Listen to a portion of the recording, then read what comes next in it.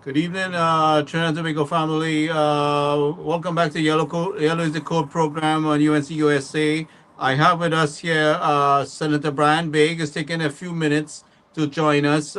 Senator Big, I want to welcome you to Yellow is the Code program.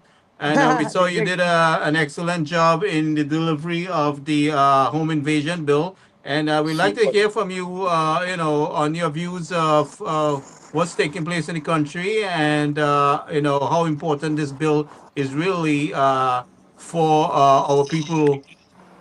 So go ahead, Senator Beg. Hi, good night. Thank you, Gary, for having me.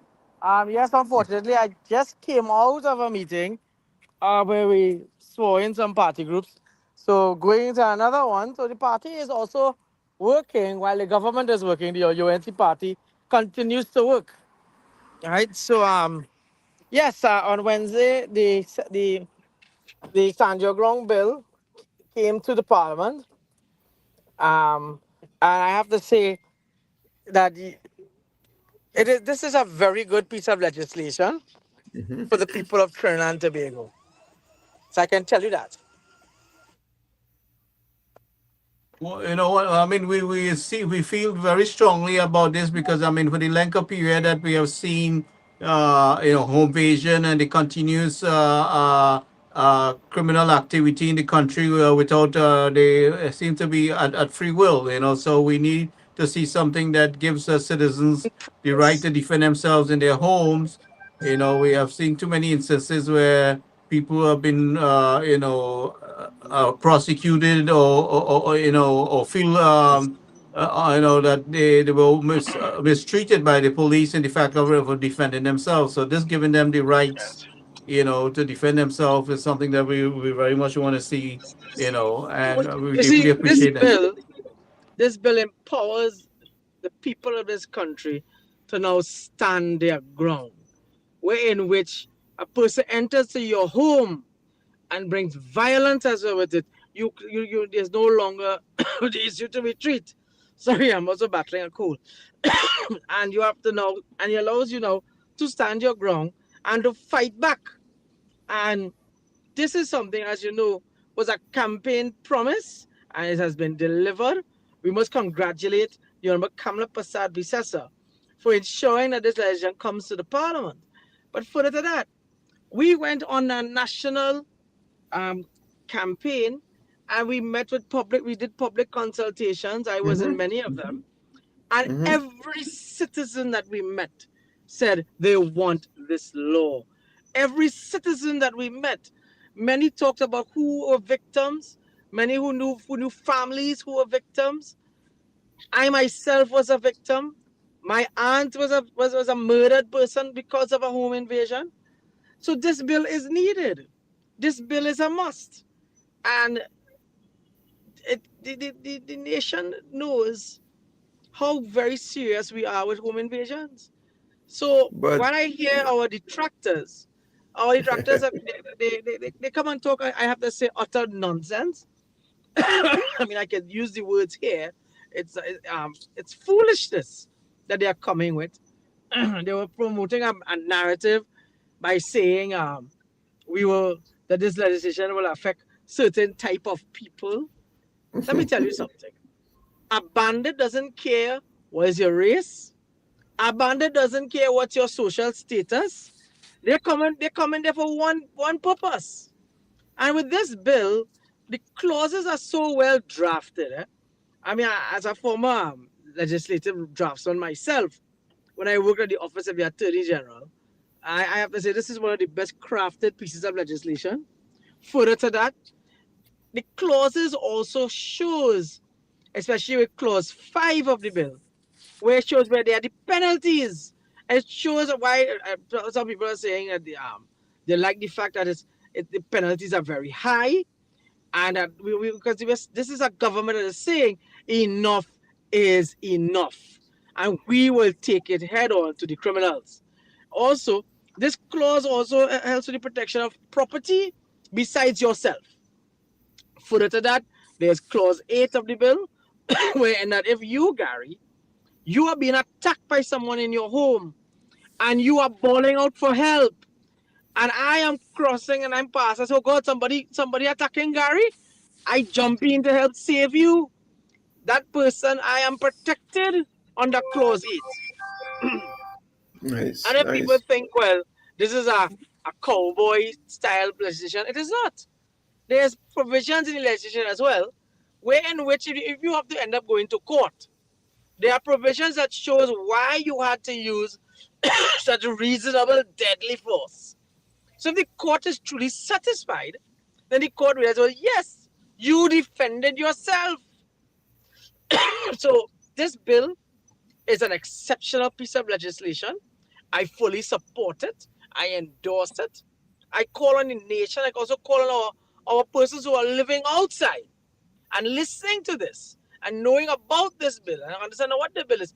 Tell your families this is a bill to support. This is a bill to be there. So even if they live in the constituencies that may not have a UNC MP, but we went and did constitution areas that's not even controlled by the UNC. In Arima is not a UNC constituency, but we went to Arima, and Arima said with one voice, we want this bill. So I hope I was able to put some things in context there for you. Thank you very much, Senator Big. The I have a other look. aspect of things. Go ahead. You have something to say, Suman. Go ahead, Suman Singh. I have Suman Yeah, only. Go ahead. Brian Big, I listened to the debate and I listened to your outstanding presentation. I was deeply moved by it until I heard the comment from the opposing side, who said that this basically in a nutshell is discriminating against his constituents. He says that this legislation discriminates against his constituents. That is Portespain South, Scotland. Well, that gentleman, if I may, I don't mean to cut you across, but as a man who I have deep respect for as a senior counsel, give me a second.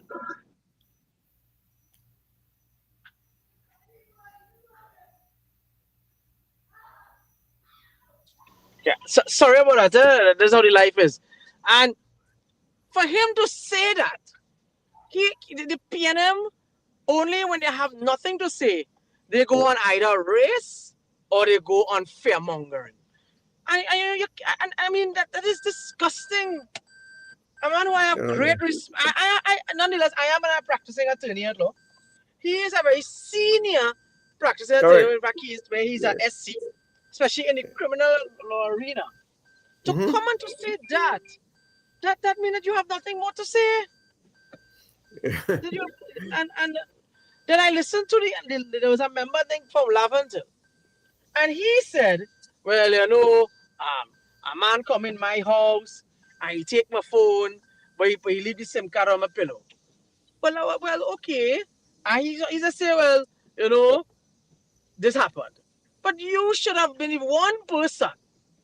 You should be the one person of all those MPs in the lower house that should have said yes to this bill.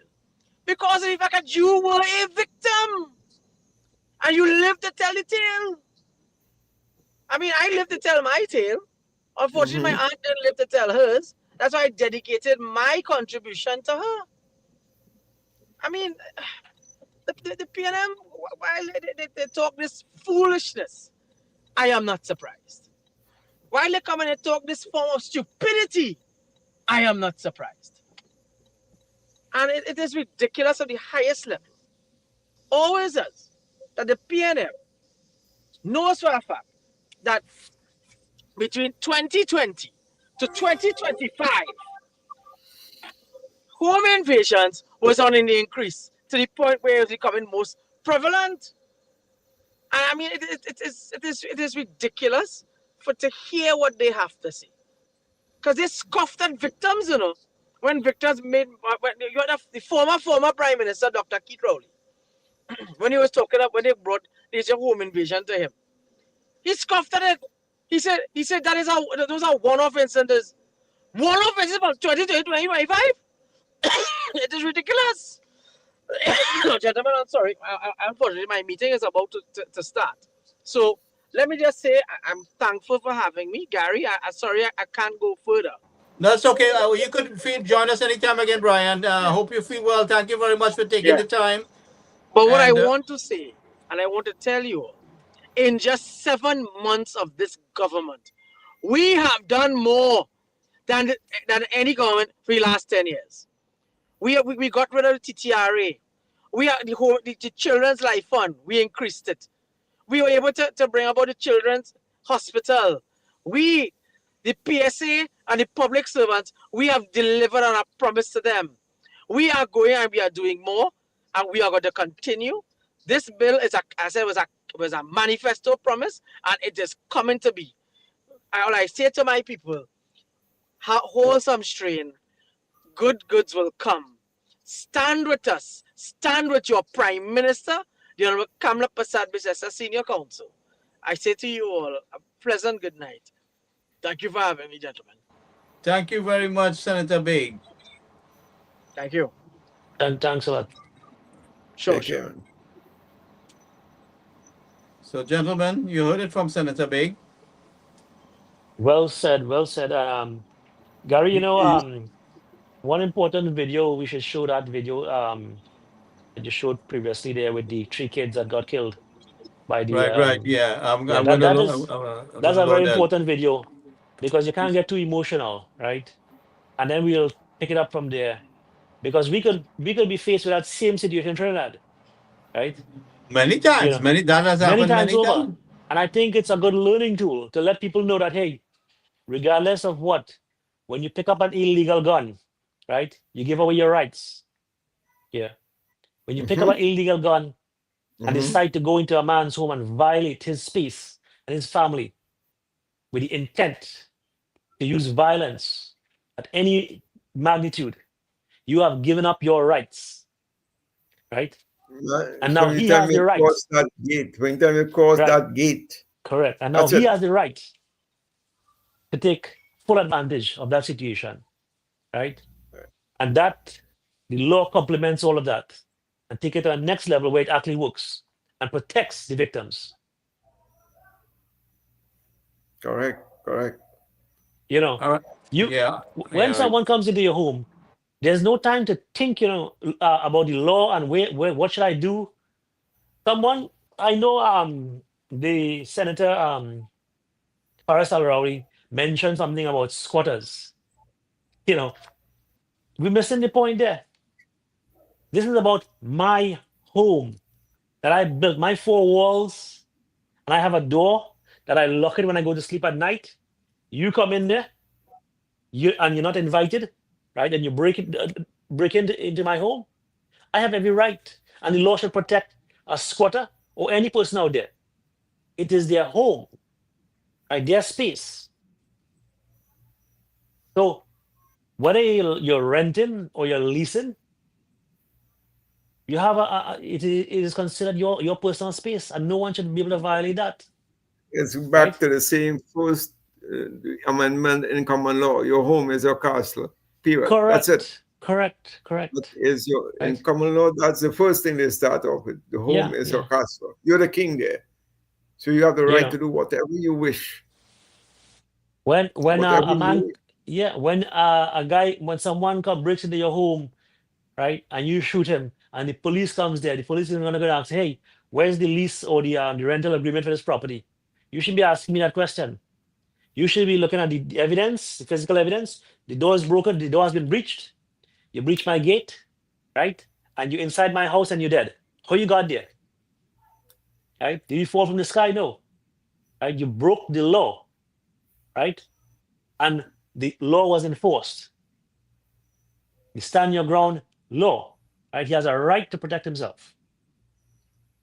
So but yeah, can you see what was the existing law before this standard ground legislation? See how biased it is against the rightful owner of the property. it's as though it was written for the criminals. That is the protect them. point, because if I find someone in my house, I cannot shoot him. I have to aim for his leg or his arm. The force must be equivalent. That is what it's saying. But when somebody in the night, break down your door. How to start with? You don't have a light on. I will fire shots at all different angles. I don't care, Correct. right? So I don't know whether the guy back is towards me, his front pointing a gun to my face, and I don't know. So my Well, you have to get a gun with the light on top where I you know can the one attach that the tried to light. hit that one, the Yeah, little red yeah. light. Yeah, yeah, well, not only I'm, red light, there's a flashlight with it yeah, also. yeah. In I'm fact, working. I'm working yeah. on it. Anyway, let me play this video here for a second. Son only tried to rob you and you took his life.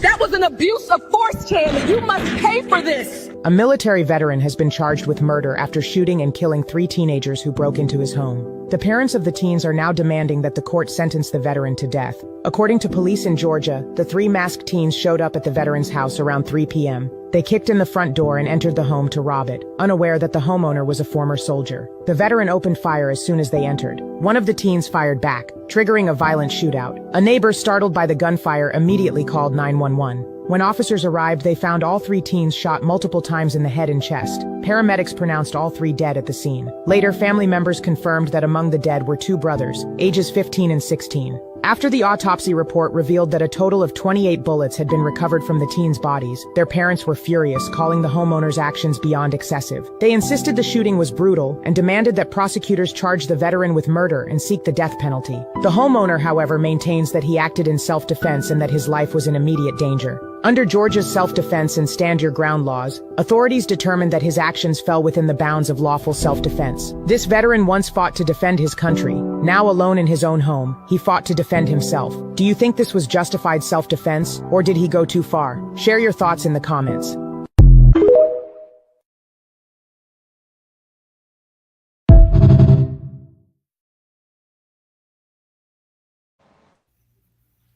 How often we have seen that in Trinidad? Forget Georgia and any other place.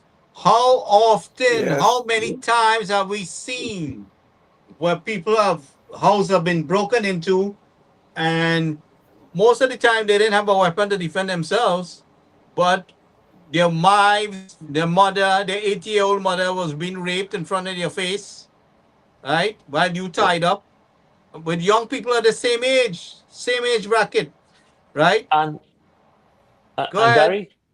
Gary, I when I got my provisional license, I started trading and stuff in the range in Port North here, right?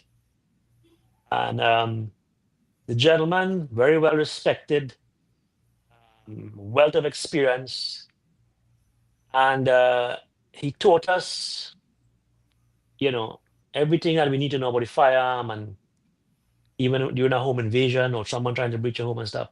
But you know, one thing I always recall, he said one day to the group of us, you have to be ready and to have that in you to be able to shoot 14-year-old child. Mm. Because he has a gun and he thinks he's playing a video game, right? The day these kids are on these video games, they're shooting all this other stuff. You have to have that mindset to be able to shoot a 14-year-old child. And everybody was silent. Because what he said is that if you cannot do that, you are going to die, right? So this video, the kids were 15 and 16-year-old. And one of them had a gun. And a firing shot, there was a shootout in the house. He shot, fortunate to say, he was a soldier, a military person with experience. He was able to take control of that situation. And he stopped the threat. He didn't stop a child where he stopped a threat. That is a threat now. Right? You have to see it as a threat. Again, if you start to think twice there or for 1 second, So you're going to be would it dead. have been okay for him for her kids to kill the man in his house? That would have been good for her.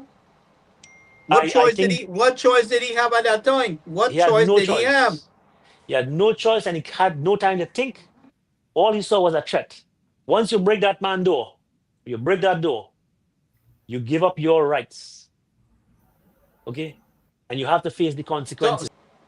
But you see, let me give you a classic but example. some people have been reaping the proceeds, so that's why you're Correct? okay too. Yes. All right. Yeah. Gary, in 2011, when we did the laptop project, I wouldn't mention the name of the school, but it is in Laventille and was one of the first schools the Prime Minister went and gave laptops to. So I worked in the Ministry of Education as the director of the ICT. And I say, hey, we're coming to your school to deliver. Prime Minister coming to. He said, wait. Telecommunications Department, they contact TTPS. You'll need escort. You will need escort to come to my school, meaning police protection, to come to the school to give out their laptops. And the Honorable Prime Minister did go to the school, did go on the police escort from the, and he said when we're leaving, he said he will drive us out. He will escort us on the way back out. So he know the community, he knows who is who, the bad guys and who they are and so on. But to tell it, imagine that is 14 years ago. Could you imagine how many Now, of can these imagine now. kids now would have graduated from little petty thefts to more serious theft to serious criminal activities? How are these kids affording to get military grade weapons? Right.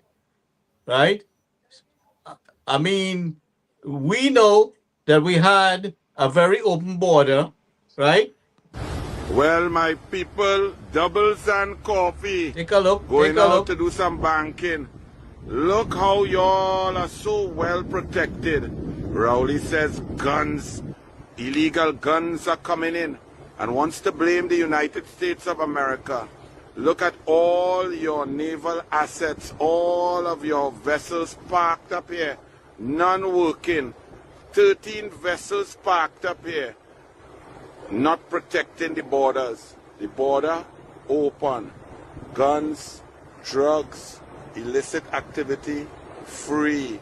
Because Fitzgerald Ethelbert Hines and Rowley are in charge.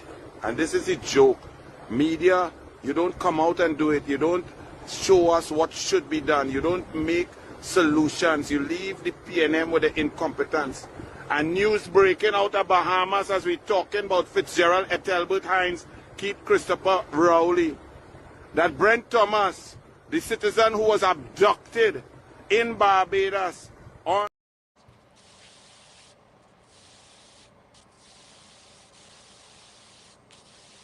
Okay, gentlemen. So today we've seen our Prime Minister has been severely attacked for requesting a radar to be set up in Tobago, right? But we just saw all our vessels under the PNM park up in Stobers Bay, Chagaramas, right? And young people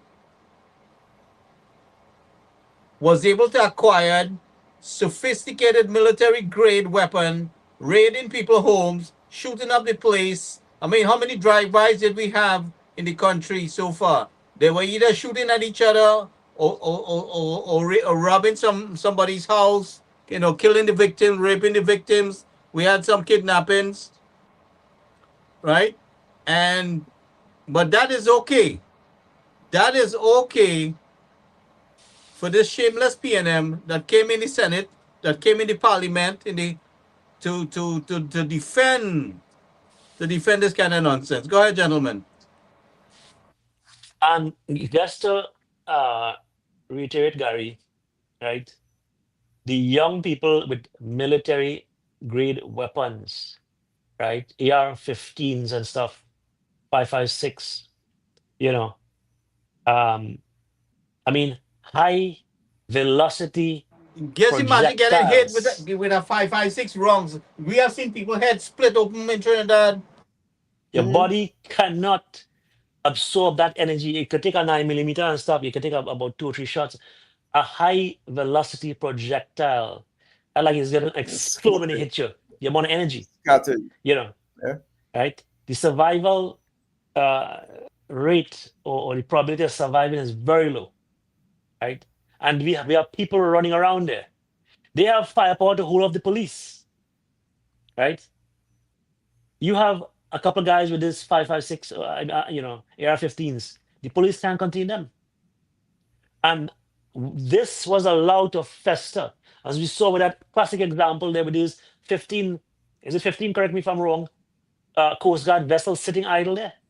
What are those vessels doing there? Are they in need of maintenance, repairs? Are they functional? No, the problem was they said there was no diesel. I mean, That was the problem. how simple is that to fix? Or is it deliberate to allow certain movement and transaction of goods back and forth through an open border? I mean, That's right. we've seen these boats that the U.S. is shooting out of the water, right? And mysteriously, there are fishermen on the drug boats. But do you realize how quickly these little boats can move from Venezuela or anywhere in South America and come across in and out of a border, right? And they left our borders totally open. They were boasting recently about this Israeli-made radar on the top of the San Fernando Hill, but really everything passed right through that radar because I mean, based on the results that we've seen, everything passed through the radar, and obviously you had no boats to respond. So apparently, this was done by design, right? Come here to boast and condemn the Prime Minister for seeking help from the U.S. to improve our border security. Well, maybe if I had a vested interest, then I would ensure that those boats are sitting there, right? Or that radar is not functioning, and that border is open. If I had some kind of vested interest, Gary, because if No, you put we the have pieces to- together, And mysteriously, the scanner report got backed into by a forklift. You know, what are we? What are we, stupid? Right? But you could have 1 million scanners on the port, and the borders wide open for anything to come in and out. We had too many persons gone missing from the country without a trace, right? And the borders were completely closed and COVID came in, right? The borders were everybody was locked out of the country, but COVID came in. How did COVID came in? Delcy and the Venezuelans and all their relatives will come in and out of the country while borders closed. So tell me now, how COVID came in? The borders was locked down. Let's listen to Senator Cook Mayhew in the Parliament, in the Senate. I rise today in defense of something older than Parliament, older than law, older than even the state itself. The God-given natural right of every human being to defend oneself and one's family, to feel safe in one's home. For too long in this country, the scales of justice have been tilted grotesquely against the law-abiding. This is not only unjust, it is immoral. For decades, we protected the rights of criminals more than the rights of victims.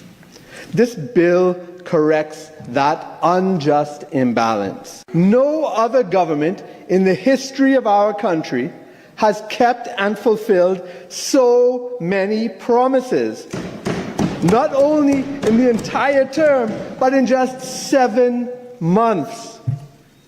I heartily congratulate the Honourable Kamala Prasad-Bissessar for having the vision, the tenacity, and the determination to stick to her word, bring down murders by 46%, and bring an unprecedented level of safety to Trinidad and Tobago, immediately after experiencing the highest murder rates in our history in the years 2000 and 2022, that's 603 murders, 2023, we had 575, and 2024, 624 murders. This is astonishing. This is nothing short of miraculous. And we must appreciate this historic achievement. When we go back in history, we see that the American colonists, the French revolutionists, the Haitian revolutionaries created the basis for our modern world because they realized that God Himself, not governments, not kings, God Himself had given us natural rights. Fortunately, we have Dr. Mayhew joining us here. Welcome, Dr. Mayhew. Thank you for taking the time to join us. Are you hearing us? Check your mic, Kirk. We're not hearing you.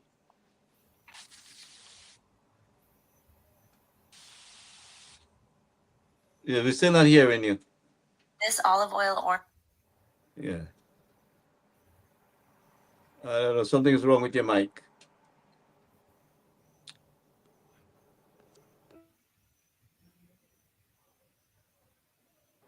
Check your mic, Kirk. We're not hearing you. Check your mic.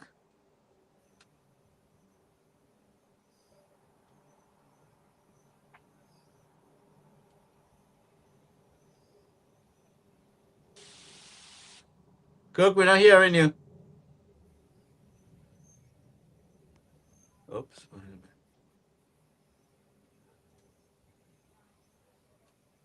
Ken, can you point to your ear and tell him we're not hearing him? I'm not sure. He's frozen? Is he frozen? Okay, hold on. a Dr. second. Kirk, we're not hearing you. Okay, I think he's on now. Yeah. Kirk? Dr. Mayo? See if he's in the back door. All right. waiting to- All right, he's on there. Am I Gary. on now? Yes, Yeah, yes, yeah, you're on. on. You're on. Okay, good. But I'm not hearing you all well at all.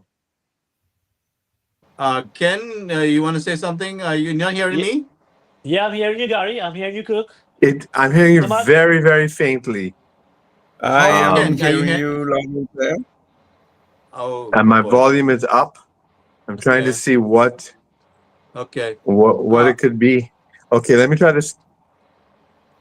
No, but I'm hearing you very well. I'm hearing you pretty good. So am I. Yeah, speakerphone. Hello? Yes. Hello. Yes, hi. I'm not hearing. I think you are coming through my phone speaker and not the speakerphone, you know? If you understand. So I'm not hearing you very well at all. You have a Bluetooth speaker? No, I don't. Could you try the volume on your Yeah, phone? it says no, I don't want to use a headset. Default. The audio options. Hello? Your regular phone volume. We are hearing you very Yeah. clear. We are Yeah, hearing you very, I'm very hearing clear. him very well. Yeah. Yeah. I mean, let's see. Let's see. Okay, hello? Yes. Hello. Hello? Yes. Okay, I can hear you. Hi, Right, I hello. can hear you.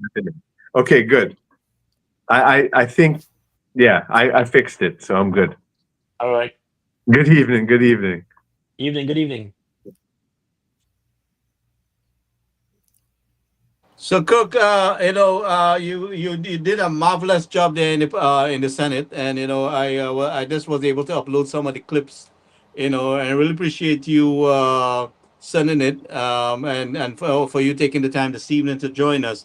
I mean, this was a very critical bill that we needed passed in the Parliament, and thank God we were able to get that done.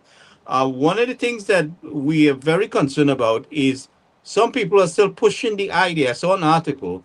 I can't remember the writer name. I had it the other night. Where they're pushing the fact that the commissioner alone should be authorized to issue the FUL, and that is not humanly possible with the workload and the demand. We need to break it down into a municipal sort of structure. Yeah, I can't remember what the figure is, but it's in the tens of thousands. I think. I think I've heard 20,000 outstanding FUL. I mean, that is really you know not very feasible for one man to do by himself with all the background checks. So yeah, there are people and many of them who have FULs who don't want other people to get FULs.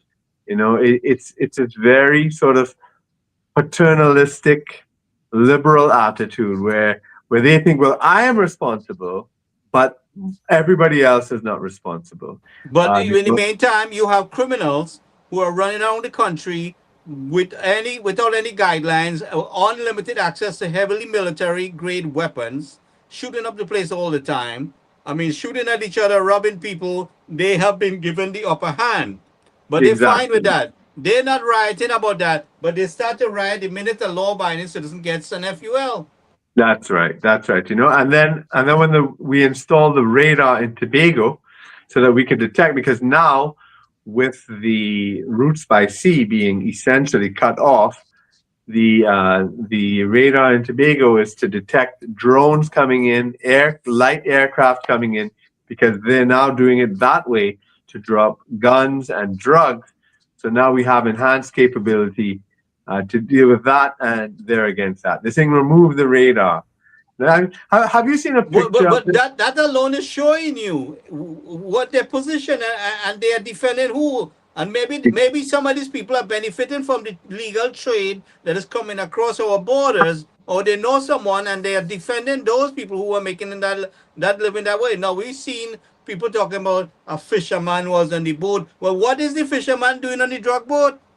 Is the fisherman? And it is not confirmed that he was on that boat. Where did that story come from? They didn't. In fact, I don't want to belittle any tragedy, but first of all, one of the persons, and I'm trying to remember his name, Josh, I think it is. He is a nephew of Sandman, the drug dealer. He's on ammunition charges. He was in Colombia for months, and his family didn't know why he was there. And then they don't even know that they were on the boat. There's no evidence whatsoever to say that is what happened to them, that they were killed in that strike. So that is pure speculation. That is not a fact at all. They have been out, and otherwise fish prices are normal. Fishermen say they feel safer. They're going and fishing in our waters with safety and security. So there's no need for us to be out in international waters.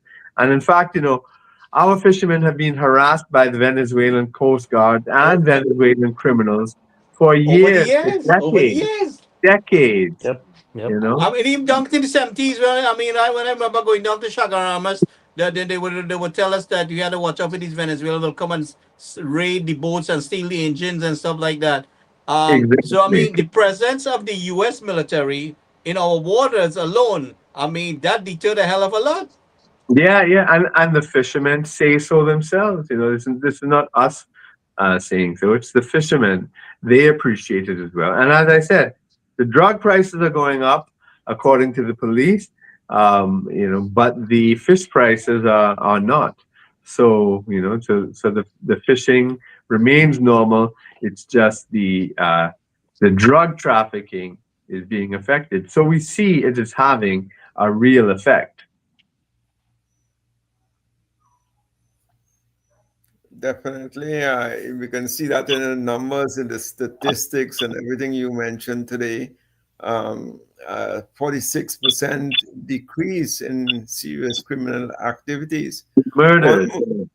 Murders. So I would like you, next time you're doing these things, to quantify it in real numbers, because apparently a lot of them, when I say them, you know what I'm talking about, cannot identify what is 46% of what. So Yeah, yeah. Well, make it more. let me see if I can pull.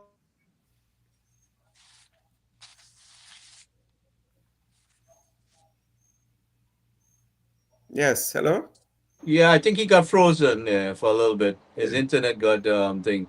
But go ahead, gentlemen. Until he comes back on, you could can Yeah, can or Suman, Yeah. yeah. But So those are drastic reductions in the yeah, 46% yeah. of what?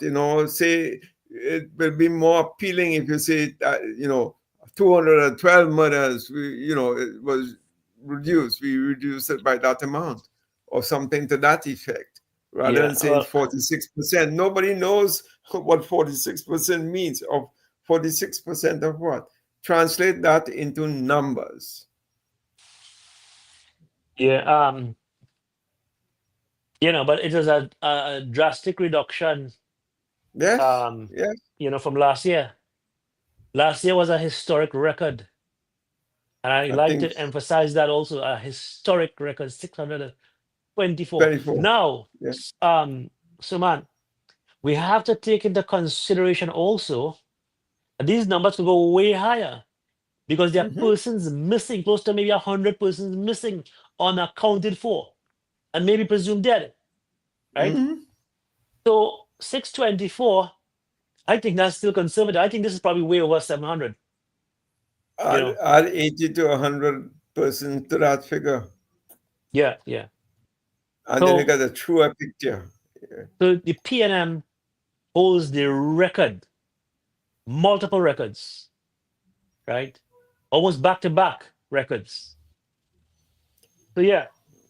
And law-abiding citizens, we cannot have them sitting around like sitting ducks, waiting in their homes, waiting for someone to invade and violate their rights. We have to empower them. Yeah, go ahead. Why do we not see these things in the media?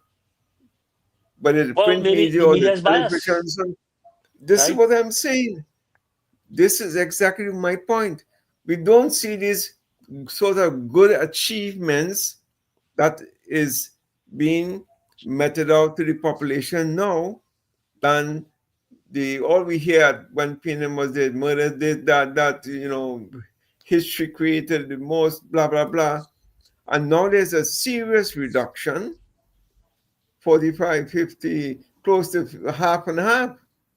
Yeah. And why is that not reported or highlighted? Yeah. And that is why I keep on saying, I think Dr. Megu should, looking at the numbers there.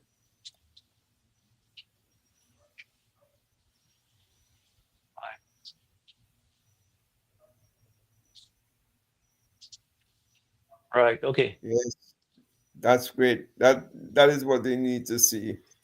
Yeah, yeah. That clarifies it there. Yeah, you guys can continue talking until he joins back. So but now I know. Look, I know the Guardian newspaper. They have a little section on the side there, and they do the murder count. I think I checked it last time was 334 or something, or something like that effect, or 333. When you look at the same period last year, right? From 561 to 333. That's not 40%, right? That is a drastic reduction. 2024, 2025. Hello? Right? Yes. Yeah, go ahead. Yeah, go ahead. Oh, did you lose me all that time? Yeah, you dropped out. We lost. Did you lose me all that time? Yeah. You sent me these figures and I told you dropped out. You didn't see the message? He's frozen again. Let me call him. Go ahead, guys, talk. Yeah. So 381 to 206, same period last year to now. Significant. That is significant, right? Man. 175 murders less. Yeah, yeah. So that is 175 less. And we had to ask ourselves. Right. Can you hear me? Hello? Yes, Yeah, go I'm ahead. We hearing hear you. Yes, We you. we hear hear you. you. We hear Go you. ahead. Cook, your internet freezing for some Okay. reason. So you didn't. Your internet is Okay, so freezing you didn't a hear few when I was times. explaining the No. We didn't hear anything you said. You sent me these Okay, okay, figures, and okay. yeah. If you could repeat it, if you don't mind. Oh, I was explaining it all this time, and I was talking to myself. Never All mind. right. Well, okay. Let's go back to the blue chart. Let's go back to the blue chart. Right. So this is the figures for the year showing that up to Sunday, which is on the 30th of November, we had 561 murders last year from 1st of January to 30th of November. And this year, at 1st of January to 30th of November, 333 murders. So that means we saved almost 230 people's lives from murder. That's 40.6% down. That's incredible. That we have never, ever had that before in our history. Even when we had the COVID lockdown and everybody had to stay home, they couldn't go to work, they had to shelter in place, nobody could leave the house, nobody could go out to eat, nobody could do anything. We still only had like 100 less murders, 170, I think, less murders for the year. I think it was like that was a 24% decrease or something. This is a 40% decrease. That's almost half. But now people were saying that, oh, well, PNM had a state of emergency. You have to thank the PNM. And what did you all do since you were there? Well, I mean, first of all, the PNM called that state of emergency because we pressured them to do so. For 10 years, they kept saying, no, we don't need it, oh, no, that's a failure. And it kept getting worse and worse and worse up to the last 3 years in 2022, 2023, 2024. Those are our three highest murder rates in our entire history. So it's just getting out of control. And then when they put a state of emergency, it was working, but that was because of pressure from us. But if you go to the yellow chart, you'll see, okay, let's take it from when we got in government, right? So did the PNM do a better job than us? Let's see what the figures say. So if we take it from the 29th of April, the day after the election, up until the 30th of November. So last year, there were 381 murders during that time. But this year, during that time, from the time we went in office up to Sundays, 206. So that's a 46% decrease. That's almost half. Almost half. That's incredible. So even though there was a significant decrease with the PNM state of emergency at the beginning of the year, we made it even greater. We made it even faster. It's really amazing. So we're no longer in the top 10 most violent countries in the world. That is amazing. We were like stuck there. We were stuck there for the past, I don't know how long, 5-10 years. It was terrible. And we have now dropped out of that list. It's amazing. It's amazing. In under a year. It's really, really incredible. And they say, well, what did you all do? What did you all do? As I said in the Senate contribution, well, we split the Ministry of National Security, that huge ministry, into defense, into homeland security, which for us means internal. For the Americans, it's abroad, but for us, it's internal. And also the Ministry of Justice to deal with the courts and that huge backlog in the courts. So we divided that up. Let me see if I could pull up my notes here. But let's see what else we stop the funding of gangs in the CPEP and URP. So we did that. What else did we do? We also, one is showing political will in the face of opposition to everything we do, to stand their ground, to FUL, to putting radar systems. So you have to have that determination, because at every point, whether it be public opinion or whether it be public servants dragging their feet or you know, people saying, oh, we can't do that. We've been pushing through, you know, so that's very important there. Standing up for people's rights to self-defense, which is what we were doing in the Stand Your Ground legislation. We did that. Then also, you know, ensuring that we gave full, wholehearted support for international cooperation in fighting drug dealing, you know, in drug trafficking. So, you know, Prime Minister Kamala Persad-Bissessar has taken so much flack, but look at the results. Look at the results, and that is what counts.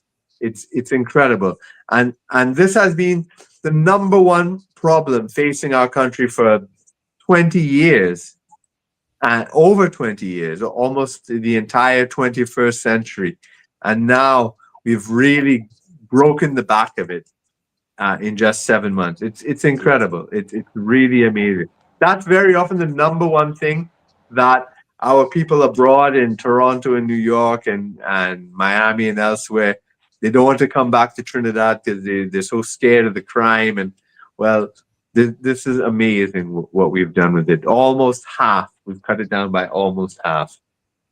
I mean, just in about 7 months, it reminds me of when Bastille Pandey took power in 1995. I mean, in 6 months' time, there were drastic economic development taking place and the reduction of crime. And so, you know, I want to continue to use this channel as much to document the things that we are doing, so it does not go, you know, under the carpet somewhere. You know, just like how the 106 school, they couldn't find the 106 school. You know, but we obviously, we know our prime minister and our government is disrupting the criminal cash flow. I mean, you know, the people disappearing from our country across the borders is not happening where the U.S. Fleet is within our Caribbean waters there. I mean, so all the free flow of these boats, you know, has been drastically abrupt. You know, so obviously you're going to hear some people barking, which we should expect. You know, we should expect because we disrupted their business. That's right. That's right. So the elected representative who's barking for them is exposing themselves, as far as I'm concerned. You know, because they're showing exactly what they're representing. You know.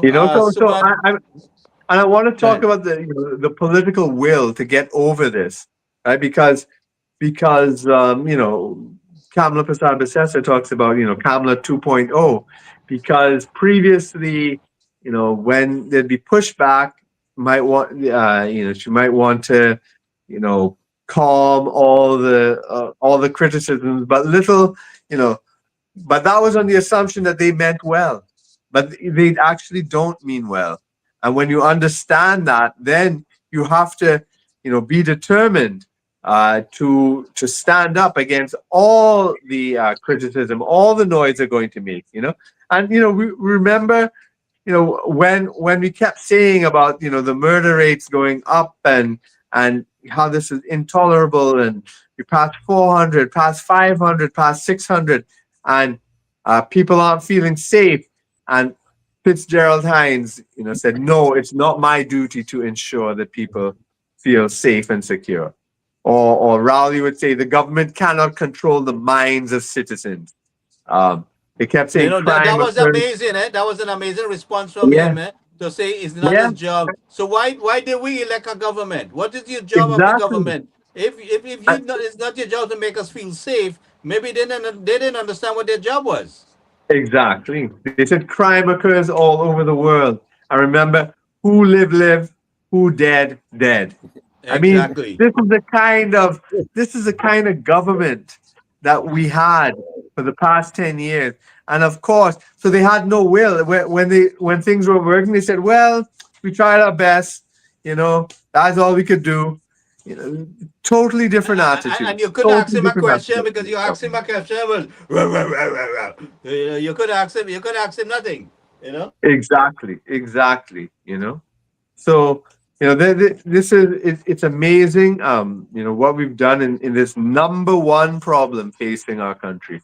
And then we have the economy. I mean, also the wages. I mean, look at the wage negotiations and settlement with the PSA. They were giving 0, 0, 0. They're telling people to, maybe shouldn't go to the movies anymore, to Movie Town. Yeah, get a pole pot and get a bicycle. You're right. While they're riding high. Yeah. That's right. He's driving a Prado and he's telling you should ride a bicycle. He's never ridden a bicycle yet to Parliament or anywhere else, as far as I'm aware. I mean, these people are totally disgusting, And I mean, remember how Imbert would laugh at people selling bhaji and pumpkin? Laugh at people, of course, when he raised the gas prices. Nobody rioted yet. Yeah, and then he laughed and said, "I think I'll do it again," and he did it again. It wasn't a joke. He was laughing because he thinks it's funny to see people suffer. These people. So when the Prime Minister said she'll cuff him down, the whole country wants to cuff that man down. I mean, I don't know what he's so surprised at. He's been so she rude. hit them a good blow for the election there already, and they seem to be suffering from Tabanka and the Bazodi, because the level of boldfacedness they come in the Parliament, knowing the fact that he can't give us account for the billions of dollars missing, what he did to the Auditor General. I mean, the Privy Council said that the minister, remember that part, right? We mustn't let that go, that the minister should be held accountable for what he did there. Why are we not, dealing with that? And from Kirk, for far as I'm concerned, that DPP, something has to be done about him. That DPP there, something has to be done of him. That guy is not legit at all. He's not genuine and honest in what he's doing there. And he seems to be kind of cockeyed. He's selective on who he goes after. So we need to address that on that. We have a lot of work to do, as far as I'm concerned. The justice system has to be overhauled. Police force, we're just getting started because we still have the elements under, even though we have a commissioner of police there who seems to be trying his best, but at the same time, we have to keep an eye on them and make sure that the force is supervised and managed properly. Because, I mean, getting the FUL is one thing, but we need effective response and patrolling from the police. That we need that really, upgraded. The response, how they handle a complaint when people come to them for help. A lot of training is needed. But to be fair to the police, I mean, you see a lot more arrests occurring. I mean, now the solve rate is now 33%. That's incredible. It was 7%, 8%, 9% for so many years. Now the solve rate is 33%. You're seeing when people are being kidnapped, the kidnappers are either being arrested or killed. We're making moves. I mean, and then even things like the pharmacy board and the whole drugs situation and the monopoly. Yeah, that's a racket by itself. A lot of things has to be done there.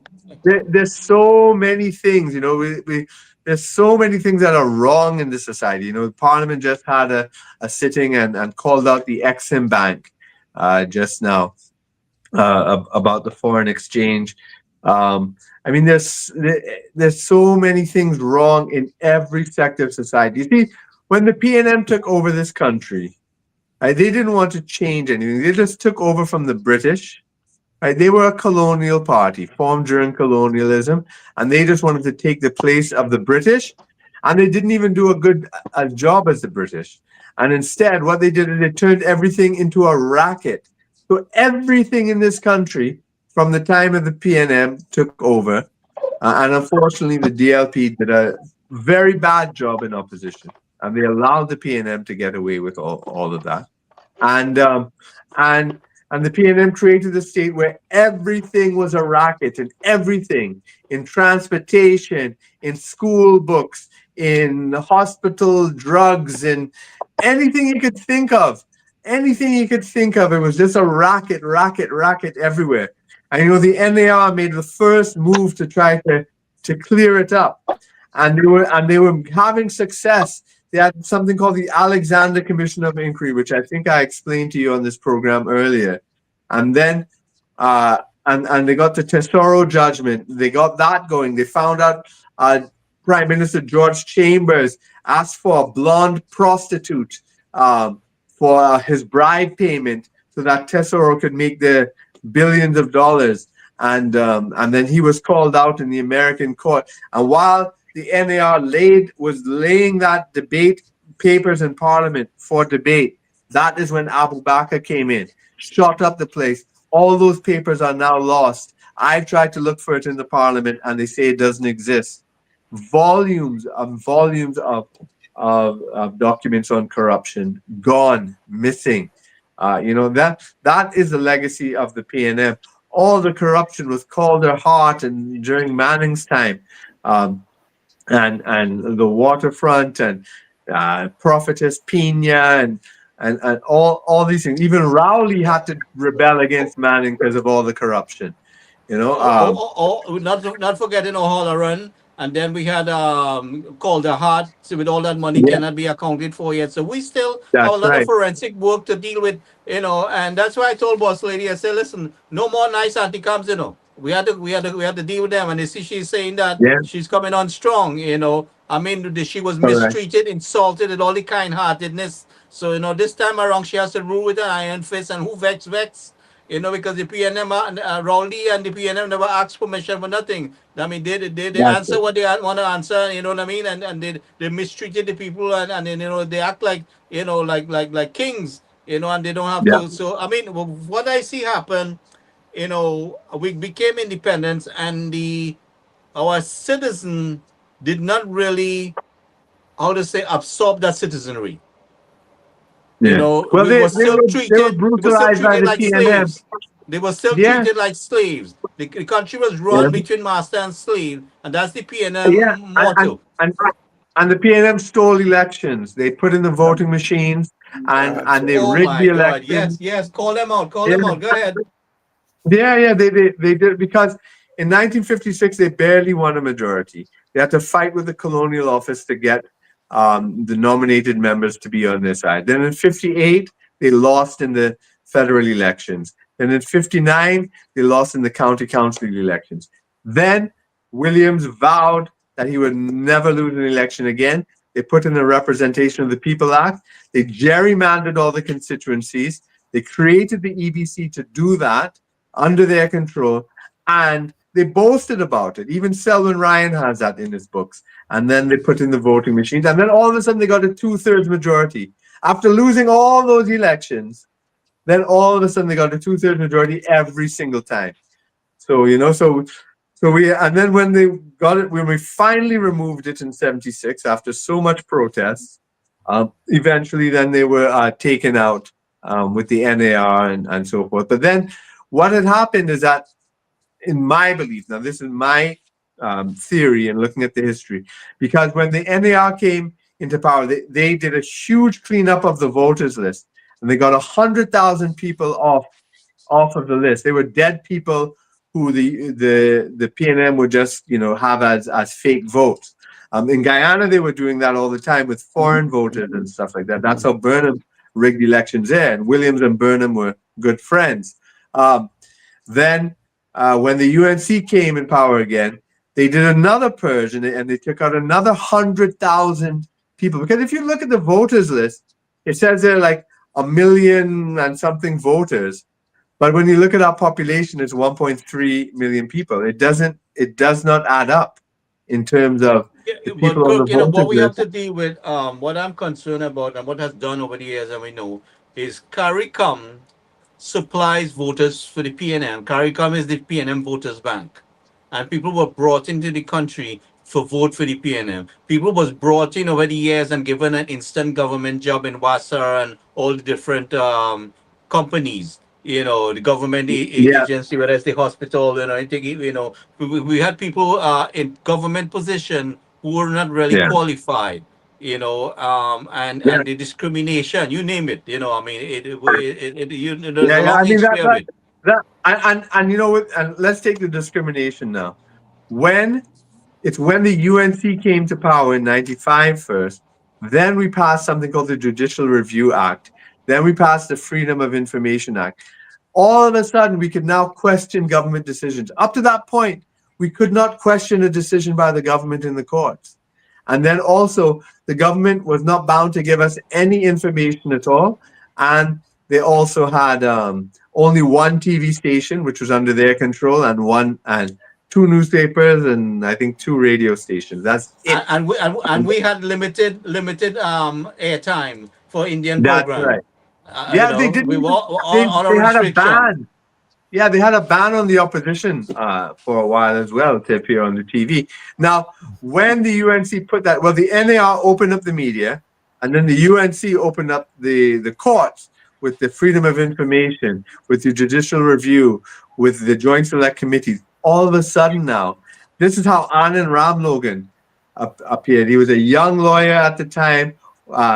You could see he was, I don't know if he worked with Ramesh Lawrence Maharaj, but certainly him and Prakash Prasad were like the young, they were in their 20s. I think he worked a little bit with Ramesh. I think he worked a little bit with Ramesh. Yeah. And they obviously followed in Ramesh's footsteps. And when that new legislation was placed, Anand Ramlogan single-handedly made a revolution in this country.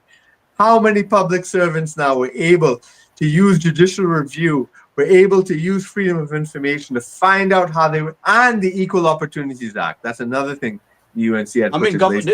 Their hiring practice was very prejudicial, and bold-faced discrimination. And Anand Ramlogan made an entire career of showing hundreds and hundreds of people being discriminated against, bypassed in the public service. You mean the police force? For promotions and things like that. Teaching service, everything, the public service, the police, and he has made a career of exposing that corruption, and it's always been under the PNM. It's always, and if you look at it, UNC lawyers have always fought for the people, always fighting for squatters, always fighting for people who have been discriminated against, always fighting for the people who the state has been oppressing. And PNM lawyers, it's always the people getting state contracts, the people defending the government and getting big money to defend the government for doing their wrongdoing. So just like with the divers, the divers who died, all the former Prime Minister Keith Rowley, all his friends got the contract, millions of dollars, while they didn't even pay the families as yet. The victim families, yeah. So they made really money. Their whole thing, they made money. How much they spent? 11 million or something like that? Yeah. Is that correct? 11 million, around 11 million? Yeah, I can't remember the exact figure, but it's something around like that. Yeah. So it's total chalk and cheese, And for commentators to say there's no difference between the two parties, that is so disgusting. Just come out and say you don't mind the PNM being in power. Don't come with this lie that both parties are the same. Both parties are definitely not the same. If you had to say you don't mind the PNM being in power after these, what we have seen in these 2 sessions, I mean, you don't like yourself, but you don't like your people, and you don't like your country. If you like the fact that people can't get proper medication, if you like the fact that your citizens could get locked out in a pandemic, instead of we making room to receive them and to secure them, and bring them home as quick as possible, we had the airlines, we had all the means to do so. We had the support if we needed to move in a military way to set up, how the U.S. military set up a hospital in a tent and everything. We had the secondary schools closed. So there's a lot of options, and they wasn't taking no advice. It was all Stuart Young. No minister could back, but everything was all Stuart Young. I'm not done with this guy, Kurt. I'm not done with he yet, I'm not done with it. We can't let them go. And what they did to our citizens, even there's the racket with this with the Ministry of Health, and how this whole pandemic and the COVID and the medicine and everything, we have to deal with them. We have to deal. I know we're making some progress. And we want to give all the support to our Prime Minister. There's a couple of things we want to discuss off Well, air with you know, also, you know. sure. One thing I could tell people is that I just today set up a WhatsApp channel. And on that channel, I have all the news stories of the things that the UNC are doing every day. Every day, there's like 20, 30 stories on things that the ministries are doing that, it's very hard to talk about all the time because it's so much we're doing Yeah. every single day. So you can check out, it's called the UNC PRO broadcast channel on WhatsApp. So you can Right. go there and make sure you keep up to date on all the things that are going on Yeah, there. I'm hoping that we could get some of the university students to volunteer with our communication team. You know, I mean, this channel is available. Anybody, I send them a link within 5 minutes. They could assist you with, covering outside Parliament or some kind of thing, or interviewing a minister. The channel is paid for. All is free and access to our party. You know, in within a minute, 2 minutes, I send you a link, and you could get some young person to just kind of help you. Broadcast what's happening. So we want to work towards building our communication team, and this will be good practice for those who would like to go into that kind of work. I mean, it's a good opportunity to build their media Okay. skills. You know what I mean? So All they could right. practice on this channel. It's available for them. So if we could recruit some students, from the youth arm or things like that, the channel is available. All you have to say is send you a link, and we're good to go. But I want to be able Okay. to cover us on the outside Parliament, or when there's something going on, or even yourself when you're ready. It doesn't matter, what time of the day or where I'm at. I can always put you live, and you do whether it's a 5 minute, 10 minutes thing you want to do, just to give an update. So we want to be able to do the updates as much as possible and give as much coverage to the party, so that everything is well documented and known. Broadcast. Okay. We want to keep broadcasting it in these people's face. So, gentlemen, you have any questions for Dr. Mayhew? Ye- I know Suman. Listen, Suman has some concerns of how the PS thing operates. The PS. Longevity. Yeah, well, they will to kind of stall the ministers. So because he went through that in 2010 to 2015. 2015. Okay, Go ahead, Suman. Go ahead. Say what you have to say. yeah, Kirk, hi. I'm one of the UNC lead analysts, and I came back to Trinidad recently, permanently, to see how I can help. All right. I did the laptop project, which is Kamala's pet project in the Ministry of Education in 2011, when we were getting some serious pushbacks from the then permanent secretary and AO5, AO4s, and so on. And Dr. Gopi Singh called me into, and single-handedly, I catch up 3 months of work, and I delivered the project in time. I did 6 months of work in 3 months. And Right. with all the pushbacks we had in the ministry, and you have to think Ministry of Education is 42 directors there, and what Dr. Gopi Singh will tell me is, you have 23 P&M party groups, and out of those Yeah. directors, 23 of them are P&M party group chairs. Yeah. Yeah. And as a Faisal boy myself, I decided to help him. And we did the project. I did the project, and the previous year it cost $84 million. I did the project for $54 million. I saved $30 million in the project. And Right. I got additional software installed in the computers for free because I knew the Microsoft reps in the island and so on, and we were able to get a lot of free additional software and so on. But Very good. that is one as well. But I came back. After the 2015, I left, and I came back recently.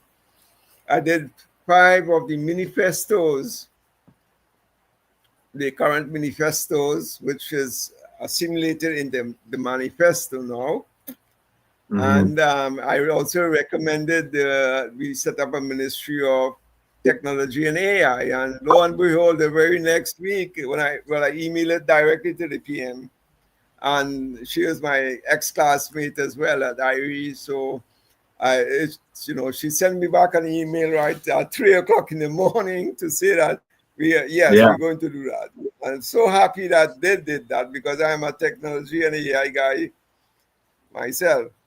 So I came back to assist and so on. Anyway, I'm finding great difficulty in trying to meet anyone who can assist what I'm looking for. I'm willing to help, but apparently getting negative, I will say, feedback from departments, ministries, and so on. Look at it, not even a response. And, recently, Gary, we did that paper. What is our main goal? Our main goal is to ensure that the UNC continues for the next term or next 2 terms. That is our focus. Or forever, because we don't want to return to the PNM. But a couple things about this is a very important point. In Guyana, do you see what happened to the PNC? They are not even in opposition anymore. We have to make that happen to the PNM, right? It has to be that our grandchildren, our grandchildren have to be reading a history book and saying, "What? There was such a party in Trinidad? Well, what that who? How could we ever have had such a party ruling us in Trinidad? Thank God we've moved past that. We need to get another opposition to take the place of the PNM. That's what we need to do."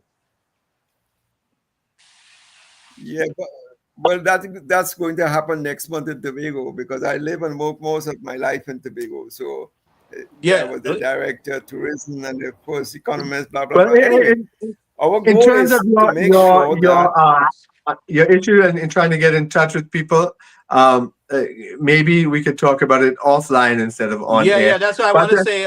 Let's talk about it offline. Yes, that's exactly what the ministers obviously are very busy. There's a lot going on, and there's a million people in everybody's ears all the time. It's just very, very difficult to sort through and this and that, so we could deal with that off air and see how we could. Sounds good. In fact, So link up with Kirk on the ground there. We also have Ken, who is an engineer here, and we have submitted some work. I just want to show you real quick. If you could look at the screen there, Kirk. There's some recommendation we made to our Prime Minister and the Minister of Works, and I sent it to Minister of Transport also. Let's see here back. But Ken, you want to tell him a little bit there about the causeway and what we're talking about here? Kirk, how are you doing? Kirk, all right. The traffic congestion in Central. I live in Central, and these roads, they have outgrown the capacity. Have outgrown these roads, right? So we're looking to expand on the existing network, to alleviate or reduce some of the traffic and increase the capacity. So what Gary and I have been talking about, and now we came up with a schematic design here, right, is constructing a causeway. Now this will be done in a multi-phase approach, right? We're looking to expand some of the road networks by exploiting some of the alignment, some of these agricultural roads, right? Also around the the Diwali Nagar, right? I mean, this place is like a gridlock when trying to get in and out there. I know. I live in Central myself, but just for your foreign audience, I just want to interject here too. What we call a highway here is like a regular road in America. It's like 2 lanes and 2 lanes. Yeah, it's like a route. It's not my highway. If we had an American type highway or Canadian type highway with an express lane, Dr. Capildeo talked about this in the 60s. He was saying how you should have an elevated highway, just like in downtown areas in New York, in Toronto, in many places around the world. You have the expressway on top and the collector lanes below. he was saying, he was proposing that in the 60s. And then, of course, the PNM, so backward, they laughed at him. They called him a mad scientist. You know, he was talking about, you know, blasting a hole through the mountains to go through the North Coast. These are normal engineering things that are done around the world in every civilized country. But in Trinidad, they say, you're mad. And he had this, you know, they labeled him as a mad scientist because of that. It's incredible. But yeah, I mean, if we had a 4-lane highway with collectors and express lane, or 8, all of a sudden you'd see we actually don't have a traffic problem in Trinidad. It's really a problem of the road networks, and you're right, and I'm in agreement with you. And I, you know, Jerlene John, as Minister of Works, you know, has been looking at this as well, and in her revitalization plan, she's doing that. So this definitely would be something ideal for her to take a look at. Yeah, so what we're talking about is like along the Gulf there, we go straight up into the water park and even City Gate, and you can connect back to the Butler Highway. If you see like those yellow marks there down by the like Sumaria Trace and Felicity area there in Charleville. Is that an expressway with no exits? No, there's not exits. There exits. There will be exits there at some critical points, some critical nodes. So what I told Ken to do was to design when you exit the causeway, right? That you don't come to a full stop, but you wrap around. You know, so you know when you're getting off the highway, you're not stopping and create a congestion. You're just kind of looping into the other highway. Again, let me just. I remember when I first visited Martinique in you know, maybe 20 years ago or something, and I couldn't believe every single intersection they had along the highway was this 4-leaf clover. There's not, you know, and they're so much smaller than us, but you know, that's France. Martinique is actually France. So they build according to, you know, French construction and French standard. Yeah, you know, and there's no reason why we can't have that type of infrastructure here. Even in small Martinique, they have that. There's, you know, we definitely need those things here. Definitely. But the idea also in Central is to do something like a beltway that goes around Central, right? Yeah. We have it in the United States here. We have the I-95 will run into the 295 and move around the town. So anyone who heading from north to south and have to they could actually go around the town on the beltway and not have to go through the town and make it mix with the local traffic. It's like the Ring Road in London as well. Correct. Beltway, Atlanta is similar. But also, Gary and I, we discussed a ferry. That little red box that you see in there on the Gulf, that is the ferry terminal. So that we could connect the San Fernando, Chaguanas, Port of Spain water taxi. And have a big park and ride. So people don't have to just drive and converge into Port of Spain, right? Yeah. So again, we take away some of the capacity from the roads. So it's a multi-phase project that, you know, that can be easily expanded upon. And I think that's something that Minister John, you know, should really take a look at. I sent it to her. PM has it also, because these are ideas I discussed with her leading up more than a year before the election, you know, and because you know, I reminded all the things I was saying before. So now the Gulf, we want to see the Gulf development. You see that video that she that Jolene John submit there with that development. So what I was talking to the PM about is like how we develop the Gulf, the entire Gulf, right? So some part will be for tourism, some part like going towards Point Lisa will be for the industrial part, you know, and so that cruise ship idea, I wanted to bring it more into Central than Port of Spain, because I want to pull away the congestion from Port of Spain and kind of bring in the cruise ship more into the Central area so that they could disembark into Central. Well, you know, you know, the biggest city in Trinidad is not Port of Spain, it's Chaguanas. People, Well, yeah, try getting around there now. and it's been like that since 1990. You know, that has After been the the case coup. since After the coup, 1990. yeah. Yeah. The biggest city in Trinidad is Chaguanas, not Port of Spain. You know, and but we are acting as though Port of Spain is where But it you is. know, People, I everything mean, is people go designed there in to the flood day into Port of to Spain. work. It's Yeah, designed to they flood go, Port of Spain. that's right. So Everybody goes there to work, so it seems like there's a lot of people. But after 4 o'clock and everybody leaves, it's a ghost town. Yeah.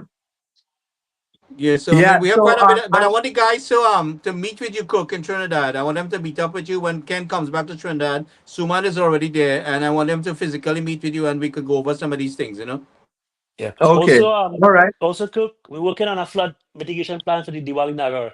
I didn't like what I saw there during the Diwali Nagar celebrations, where it is flooding and stuff. And Gary and I have been talking about it. So we should have something soon to propose with regards to Yeah. remediating that flooding problem there. We also have a Now, I mean, Manzalina stretch. Yeah. thankfully, now I have to say this too. I mean, although that was bad, but thankfully it drained off very quickly. And you see Yeah. this all over. You know, my fiance is in Penal, and down in Penal side, you know, it flooded all the time. And in the rainy season, the dredging that this government has been able to do has made it so that a downpour that may have cut them off for a day or two, an entire day or two, they could be cut off. Regularly, that would happen. You know, in just an hour or so, the thing is gone. You know, it's incredible. Yeah. Even in that, how much we have done as a government. You know, these massive floodings are a thing of the past. So yes, we do have the flash flooding, but it runs off quickly now. It runs off quickly. So Yeah. we Yeah. still have more work to do, obviously. Yes. So But you know, we we have a haven't lot of finished. plans. But we've Another done suggestion. so much. Yeah. Yeah, another suggestion we have about, you know, like creating water storage, expanding the retention, but Yeah. also connecting those retention with water holding, making it like water Exactly. storage place. So we withdrawing the Strategic water. reserves. Right. Beside the basic cleaning, we talking about creating retention. In like, you know, even like when you see in Florida, you will see a Yeah, and retention area into a park. that's exactly. They could be Yeah. recreation areas, family Right. grounds, all sorts of things. I mean, Yeah. Yeah. people when you fly over Florida and you watch it, you're seeing ponds, because that is swampland. Florida is swampland that they turned in, you know, like Carney, like Invaded Bay, that they like Port of Spain. Port of Spain as well is reclaimed. The lighthouse actually used to be in the sea, right? It's below sea level. Florida is That's below sea right. level. I've been living there And- 35 years, I can tell you.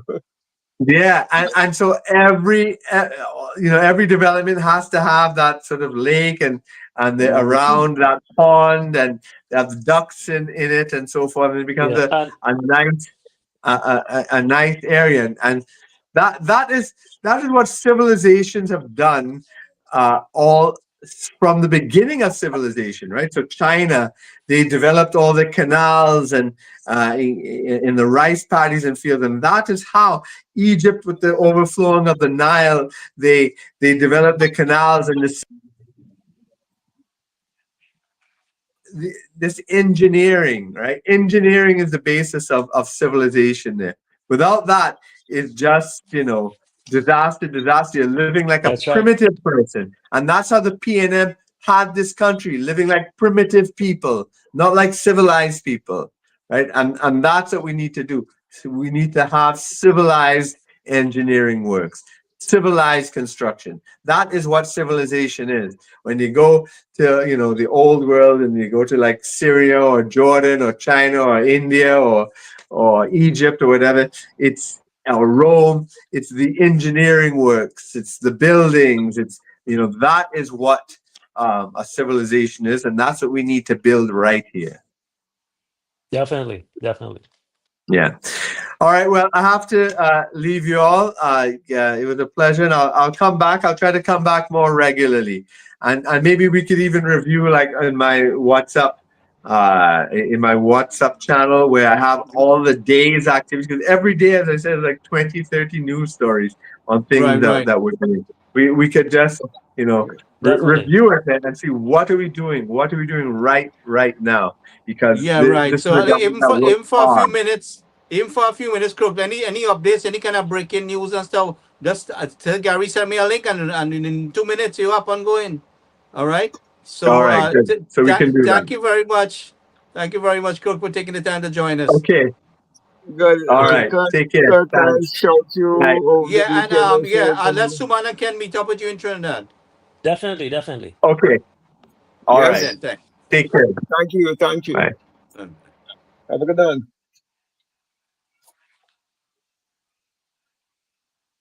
Okay, gentlemen, back Yeah, to Gary. the crime talks. Captain Singh. Captain Is Singh he? is in the house. Yeah, he's in the Yep, house. I saw him a So while ago. I'm not sure you got a chance to review the invasion bill passed in the parliament there, and in the was being dealt in the Senate. We had Cook made some representation there. Let's see. Maybe you could give us a little comment. But I want to show you this video. I'm not sure if you saw it before. Alvin, take a look at this. Son only tried to rob you, and you took his life. That was an abuse of force, Chandler. You must pay for this. A military veteran has been charged with murder after shooting and killing 3 teenagers who broke into his home. The parents of the teens are now demanding that the court sentence the veteran to death. According to police in Georgia, the 3 masked teens showed up at the veteran's house around 3 p.m. They kicked in the front door and entered the home to rob it, unaware that the homeowner was a former soldier. The veteran opened fire as soon as they entered. One of the teens fired back, triggering a violent shootout. A neighbor, startled by the gunfire, immediately called 911. When officers arrived, they found all 3 teens shot multiple times in the head and chest. Paramedics pronounced all 3 dead at the scene. Later, family members confirmed that among the dead were 2 brothers, ages 15 and 16. After the autopsy report revealed that a total of 28 bullets had been recovered from the teens' bodies, their parents were furious, calling the homeowner's actions beyond excessive. They insisted the shooting was brutal and demanded that prosecutors charge the veteran with murder and seek the death penalty. The homeowner, however, maintains that he acted in self-defense and that his life was in immediate danger. Under Georgia's self-defense and stand your ground laws, authorities determined that his actions fell within the bounds of lawful self-defense. This veteran once fought to defend his country. Now alone in his own home, he fought to defend himself. Do you think this was justified self-defense, or did he go too far? Share your thoughts in the comments.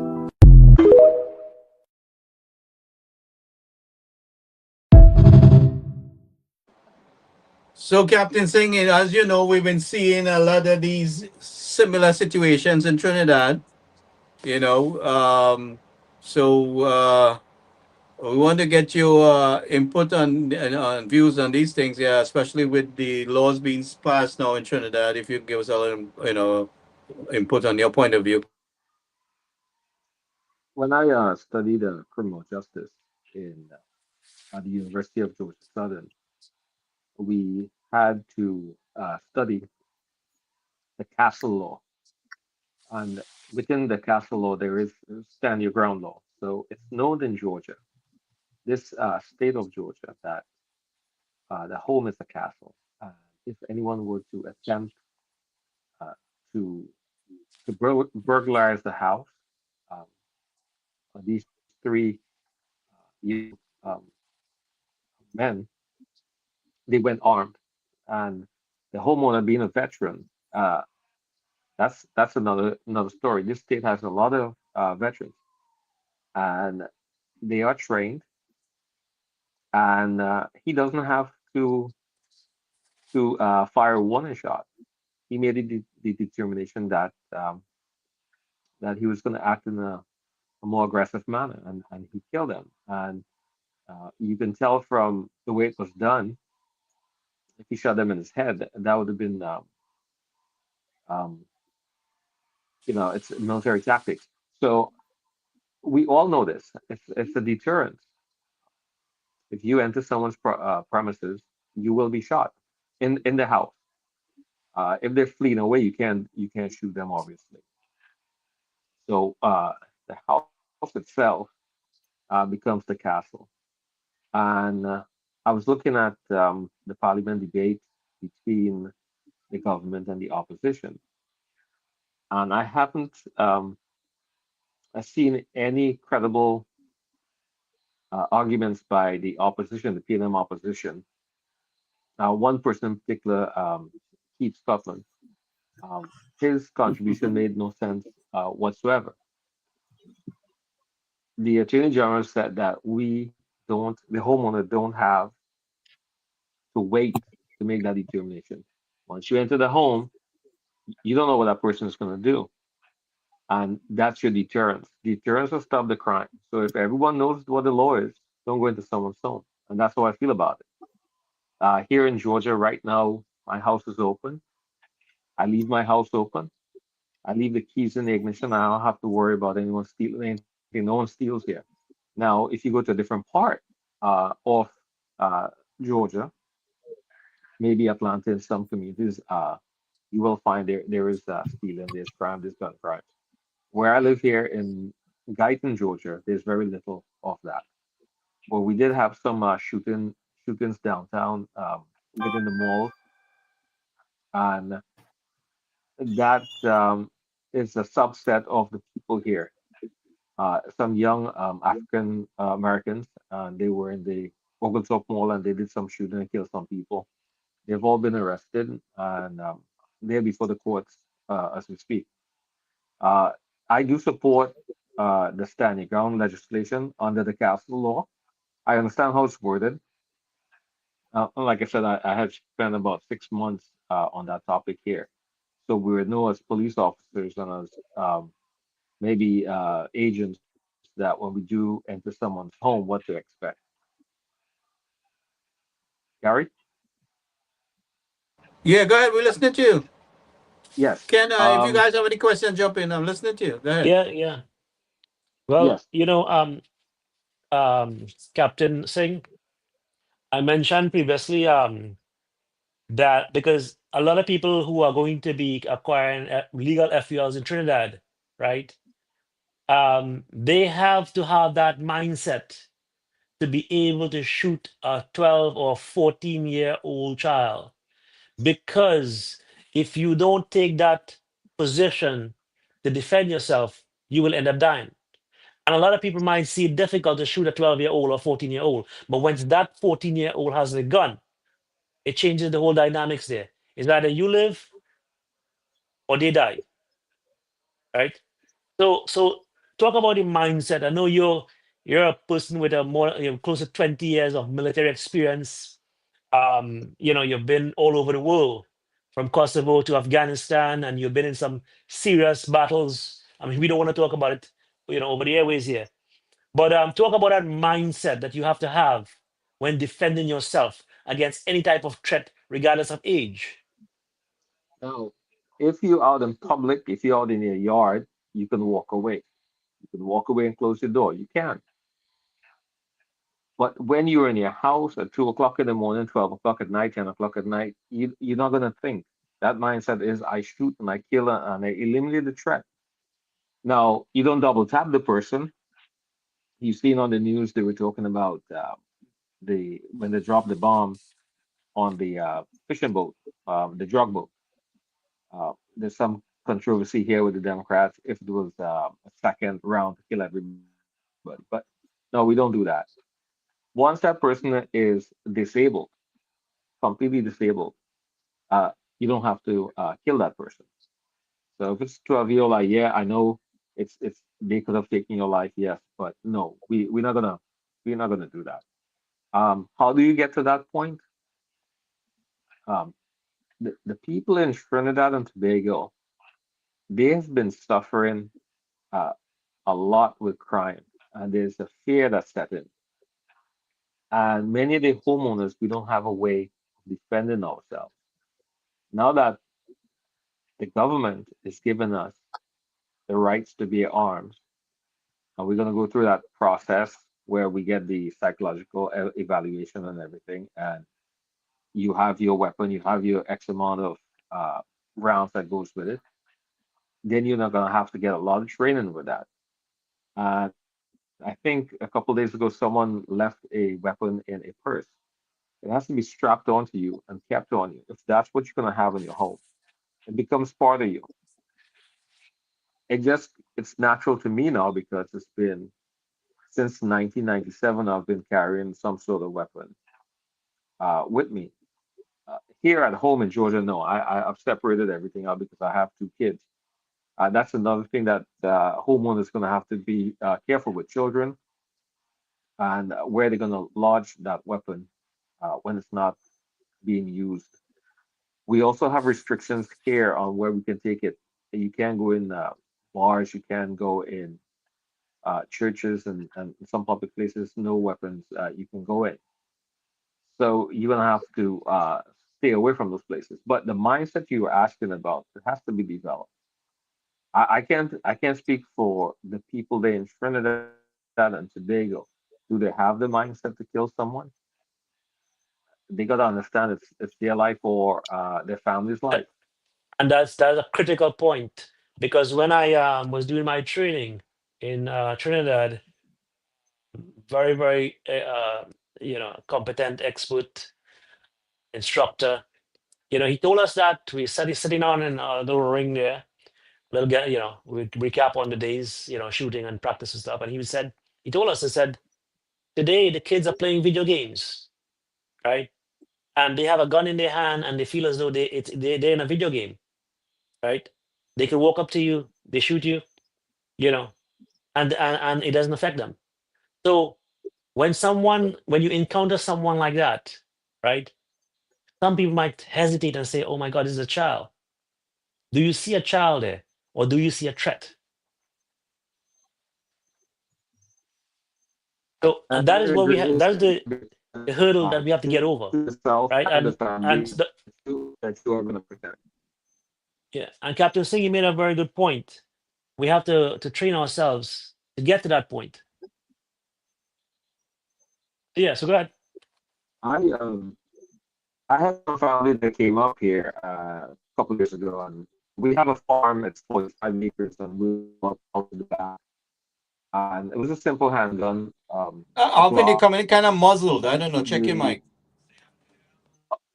Oh, can you hear me now? Is this better? Yeah, I'm hearing you better. Yeah. So we went to the backyard in the on the estate there, and we did some shooting. So getting the right weapon for women is very critical. I would get something that a man could use in the house, and also a woman train everyone to use it. So after my aunt, she's about 4'9". She fired off. It was a Glock, and it was pretty small, nice and neat and compact hands. So you're going back muzzle, Alvin. Check your mic. I don't know why your phone is. I will check your mic. Yeah, you're getting muzzled. I don't know. Yeah, let me call and I'll come back in. Yeah, maybe your data wherever you is located there is a little bit not flowing right there. Yeah, is this better? That's much better. So so I was saying that choosing the right weapon for the family. If you have something that's too big, only a man can use, and everyone should be able to train. And if you have the ability to come to the United States, there are open ranges here, especially in Georgia, where you can go on the military base and do some shooting if you know someone. There's a couple of ranges that's really good. You can try all the long-range weapons and short-range weapons, and I would recommend it. It's a lot cheaper to shoot here than this to shoot in Trinidad and Tobago. Yeah. And then also the type of training where you are taught how to clear a room, right? All these different techniques. But remember, speaking of training, right? Remember, most of our people was not allowed to have weapons or subject. There was so much fear with Eric Williams in the sense that we were denied that kind of opportunity. I mean, most of our people didn't know how to use a gun.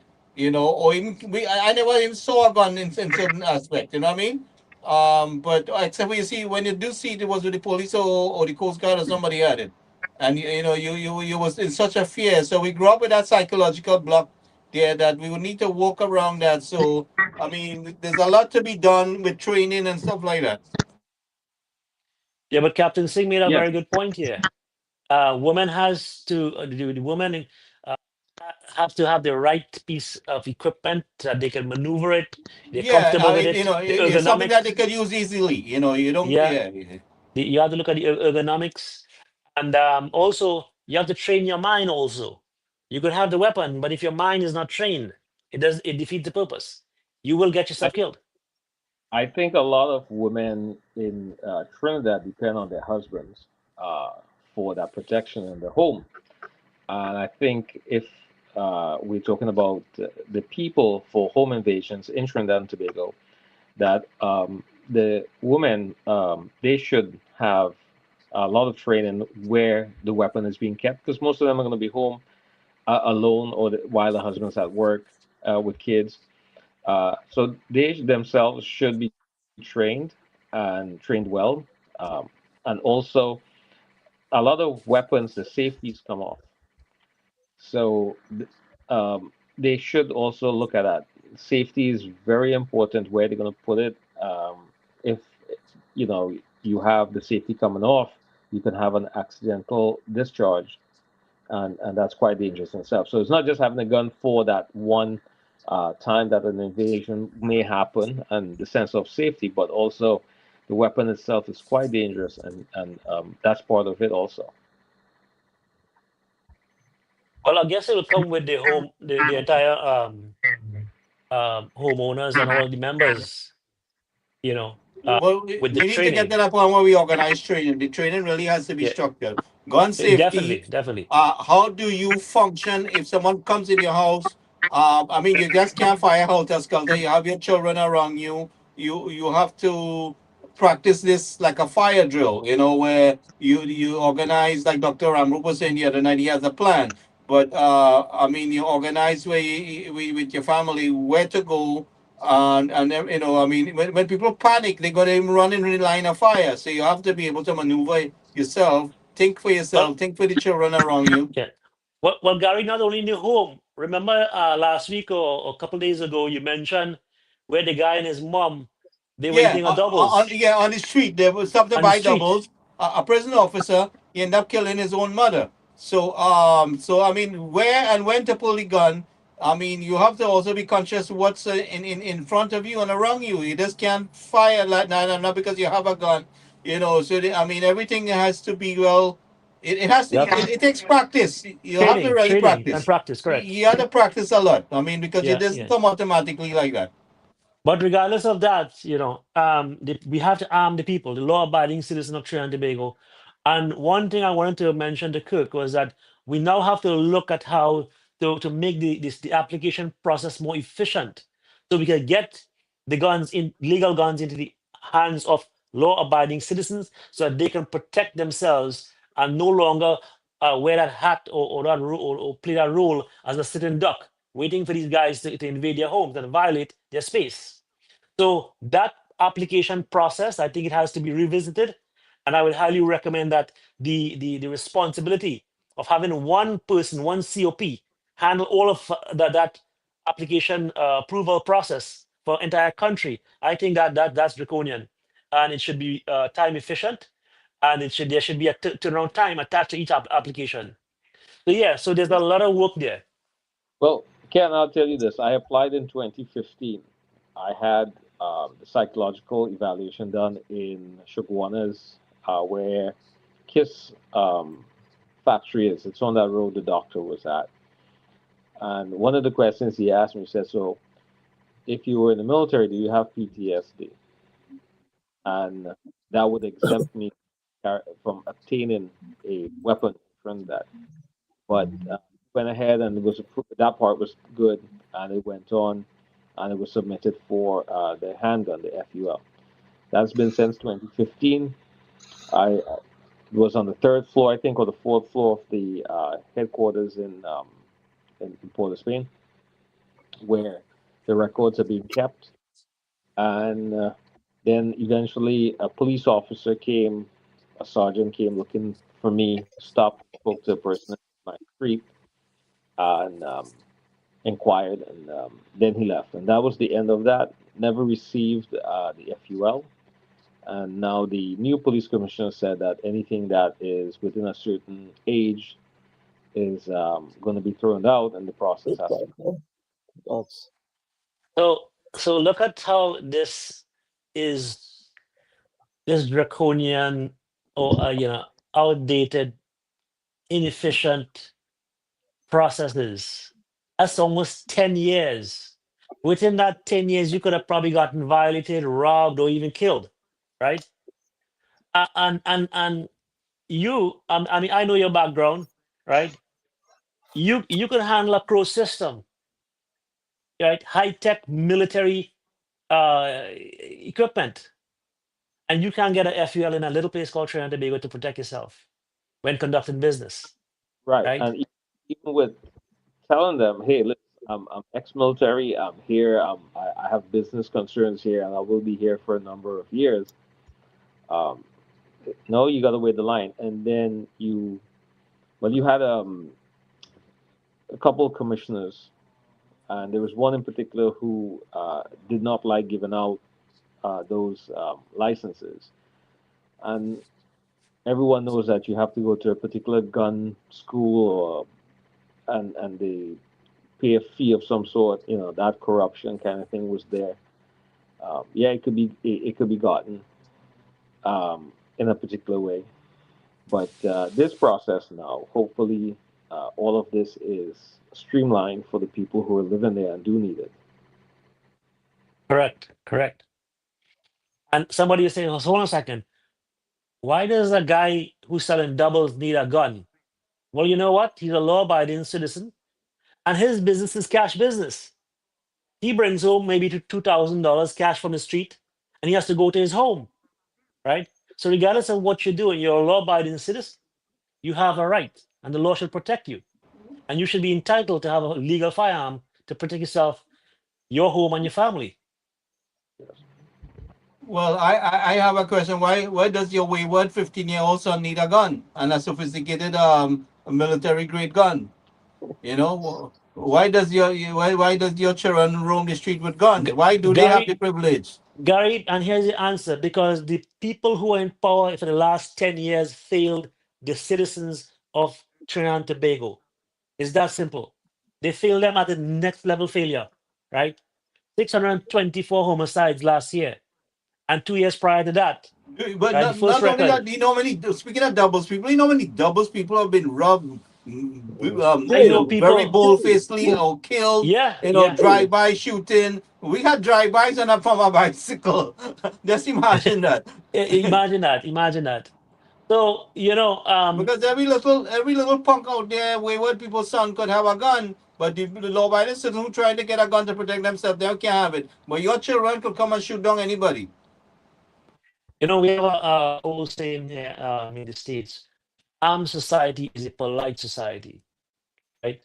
And I believe if you're a law-abiding citizen, you fit all the criteria, right? The psychometric and stuff. You should be entitled to protect yourself and your family, and you should be entitled to have an FUL. The process currently is draconian, is corrupt, and it has to change, right? That responsibility, where the COP alone handles that, has to be shifted away from him.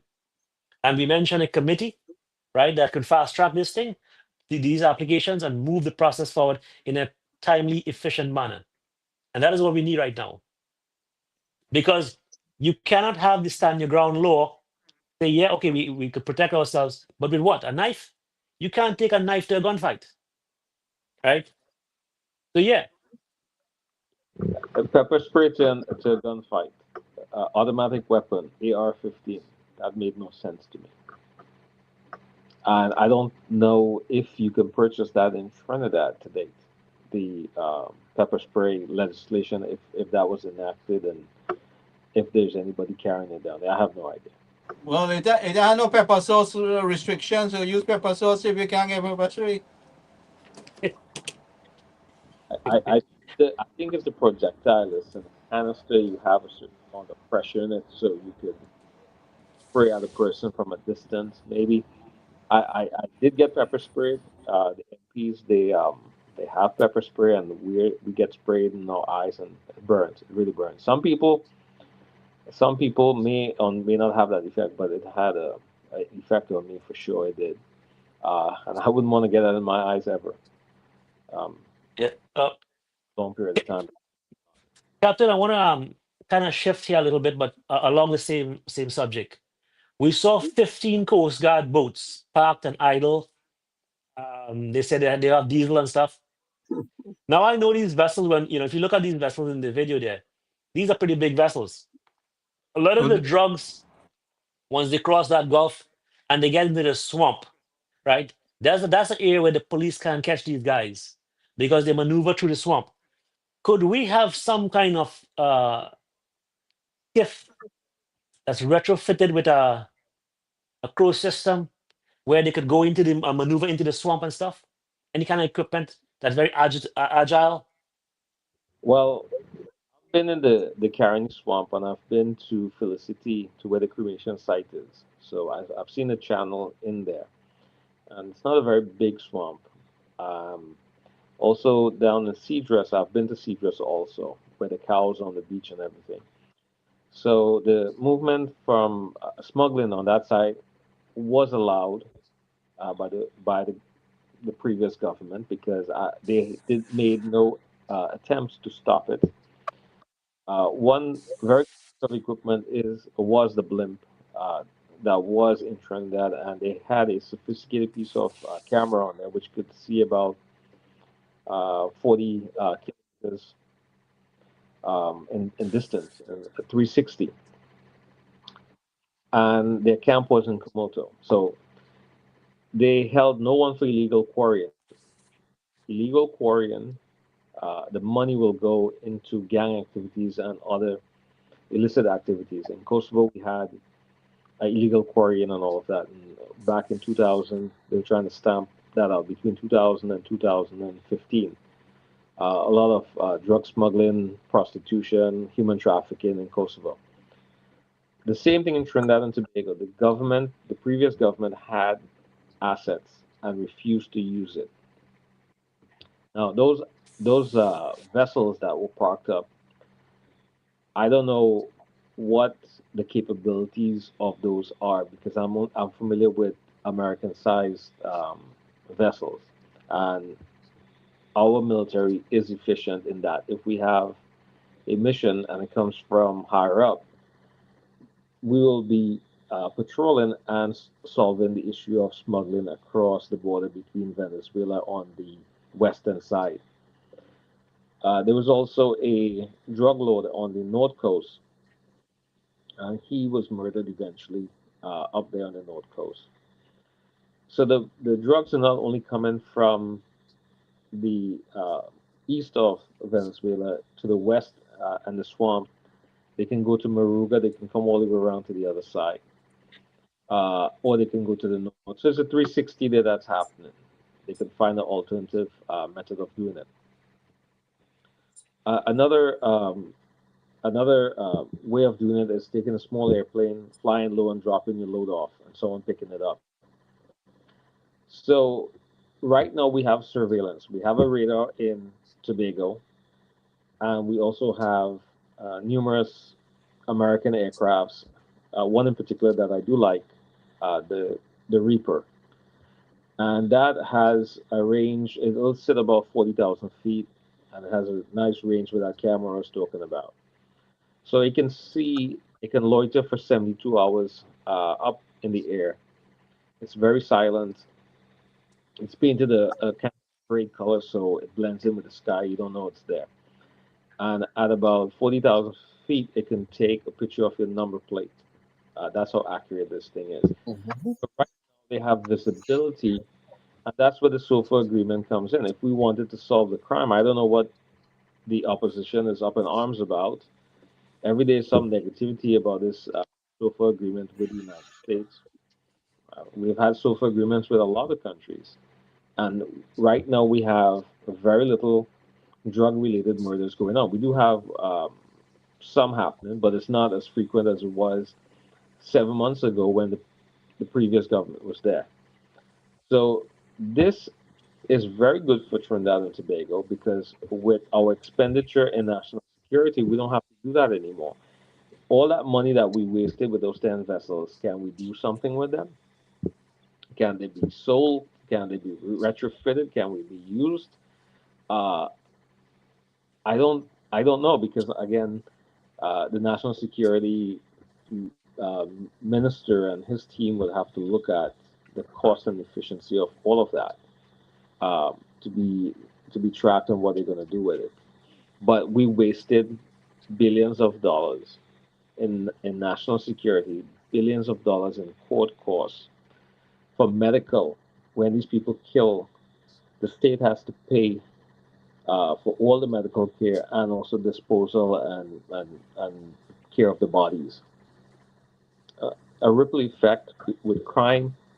All this money could go into education, tourism, infrastructure.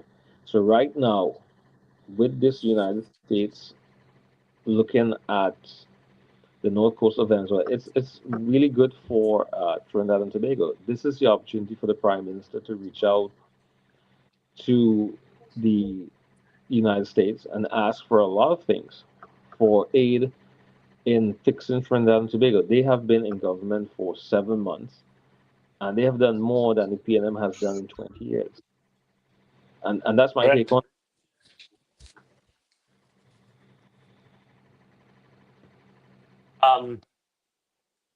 On the screen there, we have a radar system that was strategically placed in Tobago. You want to say a few comment on that? Yes. Now, I looked at it online, and we have several of those in the Army that we would use. And I'm not going to say what it's used for on this forum.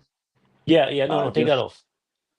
We'll just say that it is being used to aid Trinidad and Tobago and the United States in the fight against illegal drugs. How it does it, that will be classified. So that piece of equipment is a very good piece of equipment. It's mobile. It can be moved if it needs to be moved. Most likely, it'll have a power source that comes with it, which is usually JP8 or diesel, or it can be hooked up to live power. And the men that run it, they're really efficient at it. That's their job. And what we could not do with all the money that we spent, the government of Trinidad and Tobago, the previous government, one little piece of equipment, and they should be ashamed of themselves. You see how little that thing is? When we talk about like a little pickup truck. Yeah, when about for drugs and arms coming through the ports of Port of Spain or in Point Lisas, there's a story that the workers are afraid of the radiation. Well, fire them. If you cannot do your job, then you cannot be here. Again, it's always a story that the people that are in charge, from it seems to me, they are aiding or they're part of the problem that drugs come into Trinidad and Tobago. They most likely are benefiting from it. And that is when you start to see these silly excuses that's put forward. You think that could fly in America? I'm afraid to use the equipment because there is some sort of radiation. Well, you can't do your job. You have to go. Once the requirements are met, within reason, obviously, you have a choice. But a lot of the drugs we think will be coming through the swamps are actually coming through in containers. And in those containers or wherever they come from, the containers are not open and checked on the ports alone, which is time consuming. They're actually taken off site where an officer would go to inspect when it's being offloaded to make sure there isn't anything illegal in that. Now, offloading and unloading a container, 40-foot container, takes time. You have a big scanner, you just run through and you know what's in there. Why are they doing that? I think the United States had donated some scanning equipment that was never used, if I remember right. Gary, I think Gary said they broke it or something like that. The delivery sabotage equipment. Yes. So again, hopefully this new government that's in charge for the last 7 months, hopefully they rebuild the ports.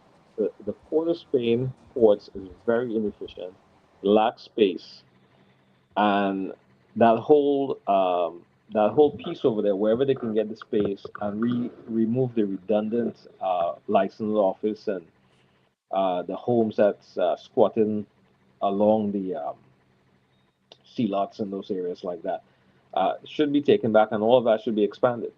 So I did see that when Miss Jolene John gave her presentation, that was part of it. And I think it's exciting times for the next 4 years. All the development that's projected to happen. The only way for Trinidad and Tobago to come out of its malaise and low productivity is to diversify that economy, and no one has That's ever. correct. No one has attempted to do it. So hopefully, they can get it done. Definitely, definitely. So we have a lot of work ahead, but right now we got to think about the security and safety, because crime would impact every sector or industry there. Oh yeah, definitely. And I think with the United States helping with the surveillance, because I will tell you this, and I'm not afraid to say it on this forum. They have eyes on in the sky. There's nothing that's gonna move between Venezuela and Trinidad and Tobago, and they're not gonna know about it. I just saw a report that on the Eastern Pacific, another drug boat was destroyed and 4 people were killed. That's today. Happened sometime today. So that's on the Pacific side. So where they're not moving in the Caribbean, they are moving on the other side. So nothing is moving in and nothing is moving out. So it's a tight control on what's happening now. I haven't heard much about the gangs anymore. All of a sudden, the gangs are pretty quiet down there. The number gangs, the 6, the 7, and whatever else is down there. It's amazing all of that has gotten quiet. You take the drugs away, you take the guns away, and then you're gonna have a lot of unemployed people. We will see crimes happening, and I've seen some of it happen where they're attacking the people on the maxi taxis. So smaller petty crimes are going to happen because people are going to get desperate if their source of livelihood is taken away from them, and that's all they know. I don't know how you're going to change that cohort of people. How many? What the percentage is? If it's a large number, I don't know, but it's a significant number. And if you never got an education, you don't have a skill, what are you going to do now? Right. Good point. And if you look at the video from Christmas when he went into those areas, it's a lot of people. There was whole communities that he was showing on his videos. So what are they going to do when there's no way of getting any kind of money in their pockets, and they're just sitting out there? A lot of young men with nothing to do. So we'll see how it goes. Yeah. So we may see an uptick in some sort of smaller type of crimes where home invasions may happen more frequently, and people being robbed in these large public transportation. So, but we'll see. We'll see how it goes. I think that now the Attorney General said that home invasion, you can get the death penalty for it. I don't know how it's worded in there, but again, that would be to act as a deterrent for someone from trying to commit a crime. Will that be enough of a deterrent? The punishment and the rewards that they're going to get from this? I don't think that's enough. I mean, the law is good enough. Foregone to what their life is. Not think about a is rational needed. choice, make a rational choice, and make an irrational choice, and continue to do crimes. So people will become desperate. Yeah. They will have to survive. At the end of the day, Captain, people have to eat, right? Yeah. So they will want to go out and commit crimes, but of a different nature. Maybe they might see you on the street, they might mug you, grab your gold chain, or attack a tourist or something.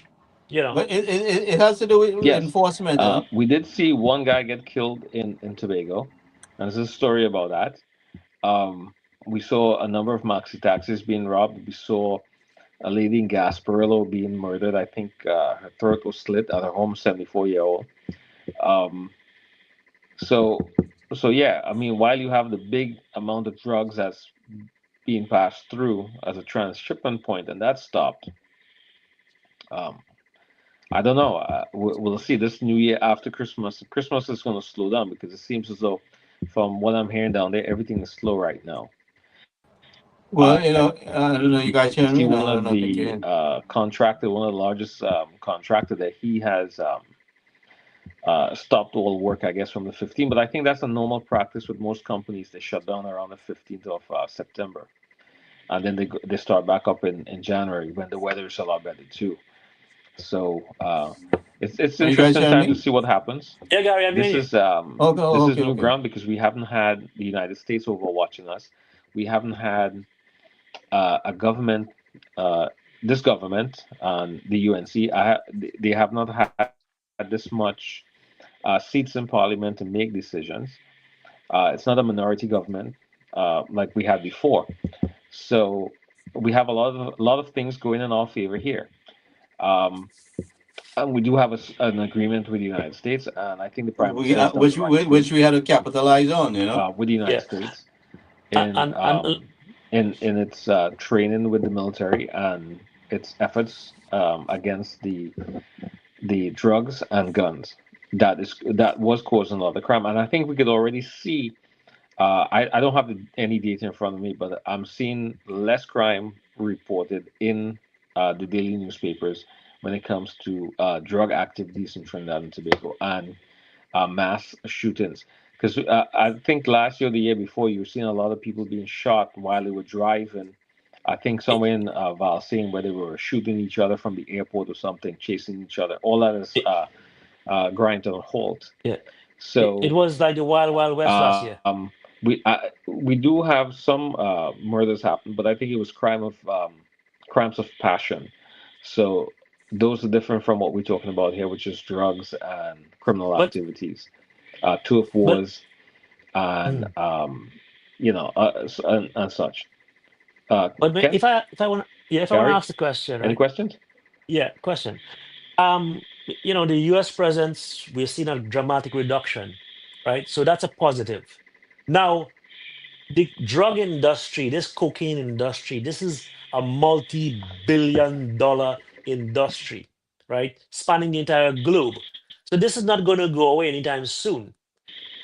Seeing the impact the US has in the region, what is your opinion on a permanent presence in Trinidad, like in the form of a US naval base in maybe Icacos, to help us control that transshipment point there and continue that fight on drugs? What is your opinion on that? What are your thoughts?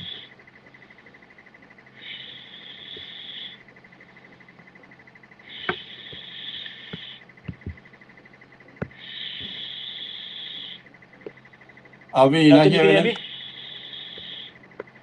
Somehow something wrong with this internet there. Check your mic, Avi. Not hearing you.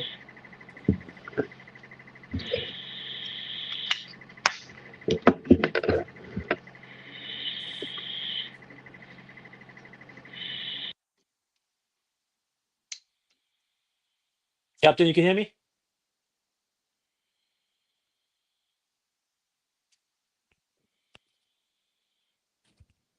The crime fighting plan so far, I can say, is this. 1, split the Ministry of National Security into the Ministries of Justice, Homeland Security and Defense. That's what we did. Dismantle the state funding of gangs. That's what we did. Allow the Police Service Commission's first choice to become the Commissioner of Police instead of interfering and manipulating. Demonstrate political will in the face of opposition to progress and opposition to radars. Support the people's rights to self-defense, as we are doing today. 6, support international assistance in fighting drug trafficking in the Caribbean. 7, deal decisively and strongly with criminal plots and threats to national security. So far, all this has brought the fastest and largest reduction in crime and murder that this country has ever experienced in history. This is not theory. We're not asking you to hope. We have already delivered this, and more yet to come. Already, over 200 lives have been saved from murder this year. We are no longer in the top 10 most violent countries in the world. This is incredible. No other government in the history of our country has kept and fulfilled so many promises. Not only in the entire term, but in just 7 months. I heartily congratulate the Honourable Kamala Prasad-Bissessar for having the vision, the tenacity, and the determination to stick to her word, bring down murders by 46%, and bring an unprecedented level of safety to Trinidad and Tobago, immediately after experiencing the highest murder rates in our history in the years 2000 and 2022. That's 603 murders. 2023, we had 575, and 2024, 624 murders. This is astonishing. This is nothing short of miraculous. And we must appreciate this historic achievement.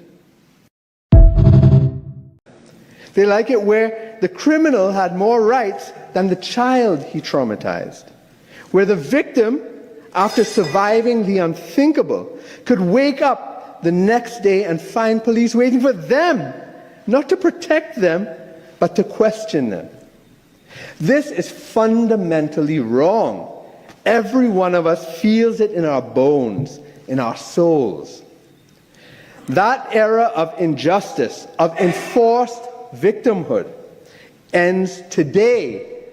Today we recognize home invasion as a crime, deserving severe punishment. Today, this Parliament says that victims have God-given, inalienable natural rights that will no longer be denied to them by us lawmakers. Today we say that citizens will no longer be punished or threatened with punishment for surviving. And let it be known, without apology, never again will the innocent be treated like the criminal. Never again will victims be made to feel handcuffed in their own homes. Never again will we let this injustice reign. Home invasions are particularly traumatic crimes, and it deserves its own category of crime. We cannot collect statistics on these crimes if the offense doesn't exist. And we all know that what gets measured gets done.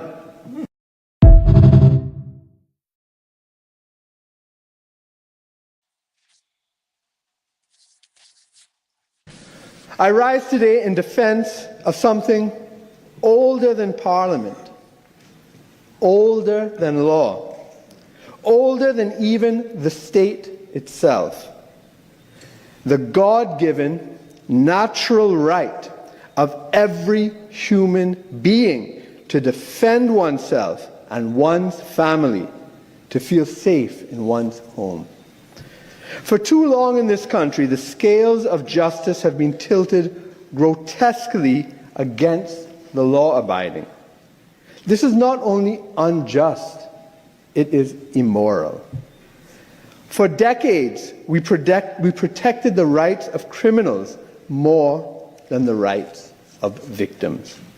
This bill corrects that unjust imbalance. No other government in the history of our country has kept and fulfilled so many promises, not only in the entire term, but in just 7 months.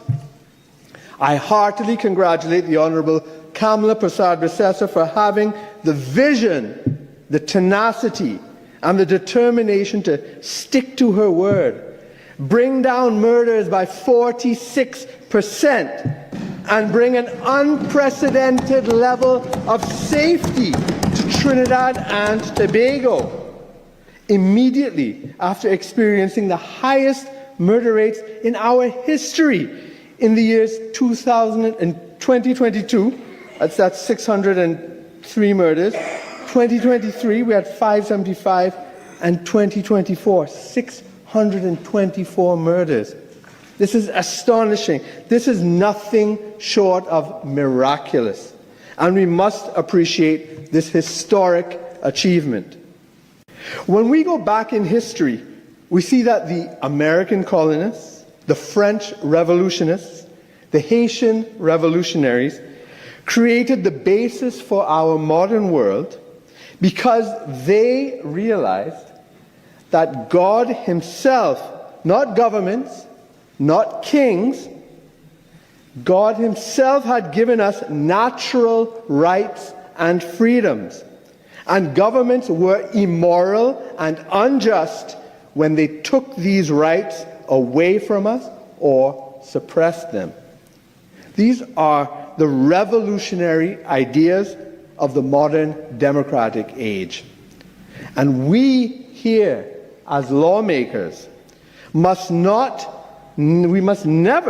take away or restrain these God-given natural rights. It is for us lawmakers to recognize and protect them. This is what republicanism is all about, protecting the God-given natural rights of individuals. And this is what we here today are called to do.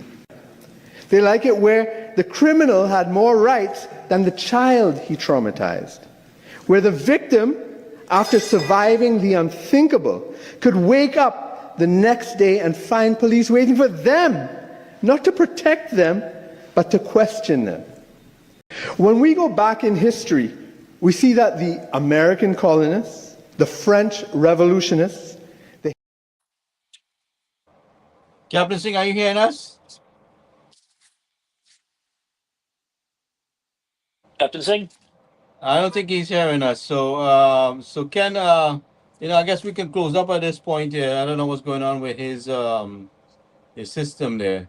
Yeah, he's probably getting some Yeah. system malfunction. Are you hearing me, Alvin? Yes. I don't think he's hearing us at all. Alvin, you can hear me? Yeah. Yeah. So we will close up for tonight, and I don't know if you guys. We will see what is happening tomorrow. We'll talk and see if there's something we want to do Yes, we'll see tomorrow. what comes on the agenda. Yeah, in the country. So you and I will talk tomorrow Definitely. also on what's taking place. So I want to thank everyone for joining us. We Thank will you, Gary, continue. again. Yeah, we'll continue the information education. Let me see if he's coming back in there for 1 second. Yeah, no problem. Hold on. Alvin, you hearing us? Oh, he's there. Yeah, I can hear you now. Okay, Yeah, good. Ken was Super. asking you questions for a while and he wasn't able to respond. So go ahead, Ken, ask those questions. What was the question I was asking him? Oh, yes. Gary and I have exploited this potential proposal. Now, seeing that the U.S. presence in the Caribbean and especially around Trinidad has a major impact on the illicit drug trade, right? I mean, to say we have probably never seen this kind of success, with the price of drugs, even with the shortage of drugs, illegal drugs in Trinidad. I've heard that the price quadrupled for marijuana and all this other stuff. Having said that, would you be in agreement with a permanent presence in Trinidad in the form of a U.S. naval base, maybe somewhere in Ikaka, somewhere around there? What's your thoughts on that? Well, I'm pro-American, but let's take that part out. We in Trinidad and Tobago, for the last 50 years, we have not been able to, under the governments that came before, which is predominantly the PNM, solved anything with transshipment of uh, drugs, guns, and human trafficking. It has never been uh, stopped because it's so corrupted. In most third world countries, they are very corrupt. Uh, Kosovo, when we were in South Korea on the DMZ, we didn't see that there because we had a presence of the Americans with the South Korean army.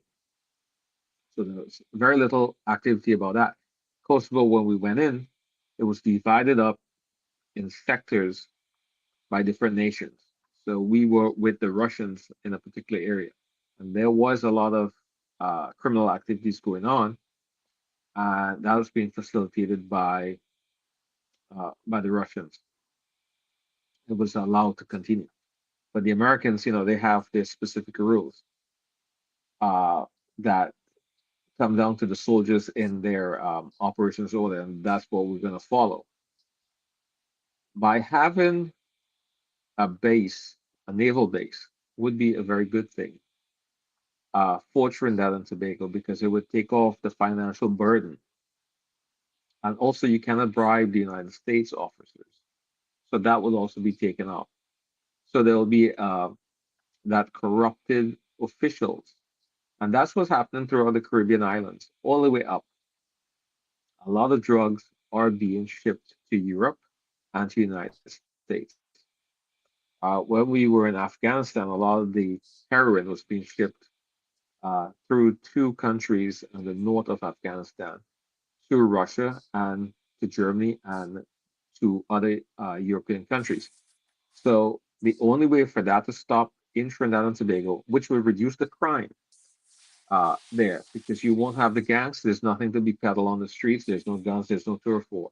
So yes, with their surveillance technology, if we were to have a SOFA agreement and they were to aid us with their aircraft in surveillance, it would definitely help with the local people doing the enforcement of the interdiction when they get that information and intelligence on what they're going to do.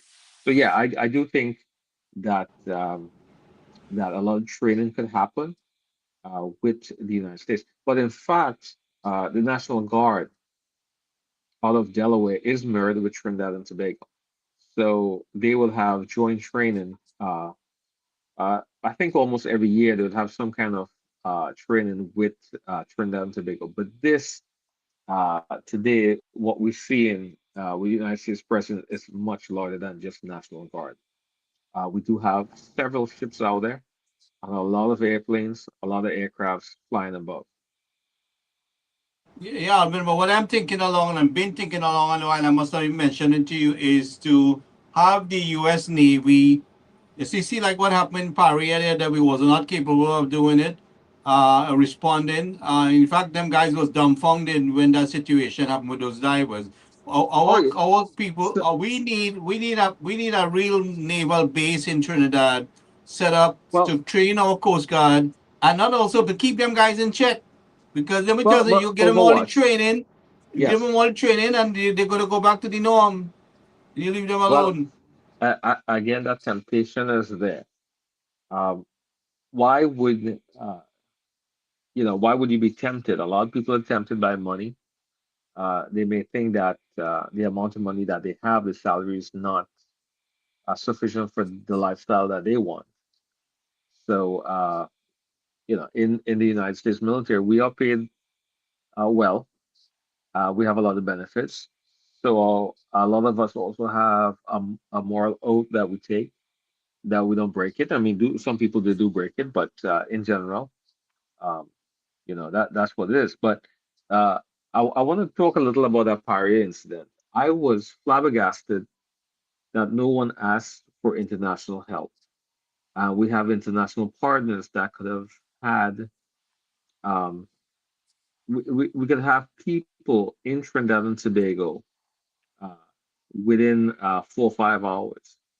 Less And than that from Puerto Rico. You could get people within an hour from Puerto Rico or less. All right. yeah, And yeah, and I and thought that. and 36 hours them guys remain in the pipe, Alvin. I mean, we Uh, didn't even ask Venezuela, who we so in touch with. We didn't even ask Venezuela. I watched that entire weekend. It was I think it was a holiday weekend, carnival weekend, and I saw one particular PNM minister. He assured the family members that everything was being done to save the divers in that pipe, and the person, it's on video, it's online, and if it's being erased, someone will have it, they can post it.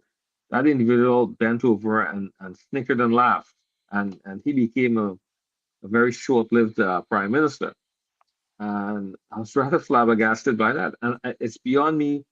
When it was international news, we had a rescue of some students, of some little children in a cave in Thailand or Bangkok, somewhere out there. So there were experts uh, who could have given um, some assistance with that. And I was surprised no one reached out. And up to date, um, there's been no payment for the loss of life for those men.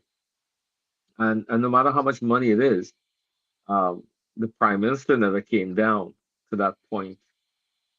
With a national tragedy like that, he should have been on site. The one that's retired in Tobago now in some sort of farm. Uh, that's the one I'm speaking of. It's mind blowing that 13 people were still voted back into office. Uh, I can never understand how that happens, um, but yeah, going back to the question of some sort of presence with the military, the Navy, I do agree. I think from the success that you've seen now, we do need it. And those 12 vessels that are parked up over there, I think the government should look at either getting them back on track, and if we don't need 12, we dispose of what we don't need instead of having it sitting out there deteriorating some uh, some point. Because for the money that were spent on those vessels, um, I remember they had gone to Australia to get some vessels, and they made their transaction, and it was built in some part of Vietnam, in the middle to south of Vietnam. There's a yard that's outsourced, so it was built over there, and then it was sent over to Trinidad and Tobago. I never heard how it operated, but I am almost certain it was just parked up and nothing came of it. But I think all of it, this new government should follow the money trail and and figure out how these things were acquired, and if there's any corruption in those transactions, those people should be taken before the courts. With those, Gary.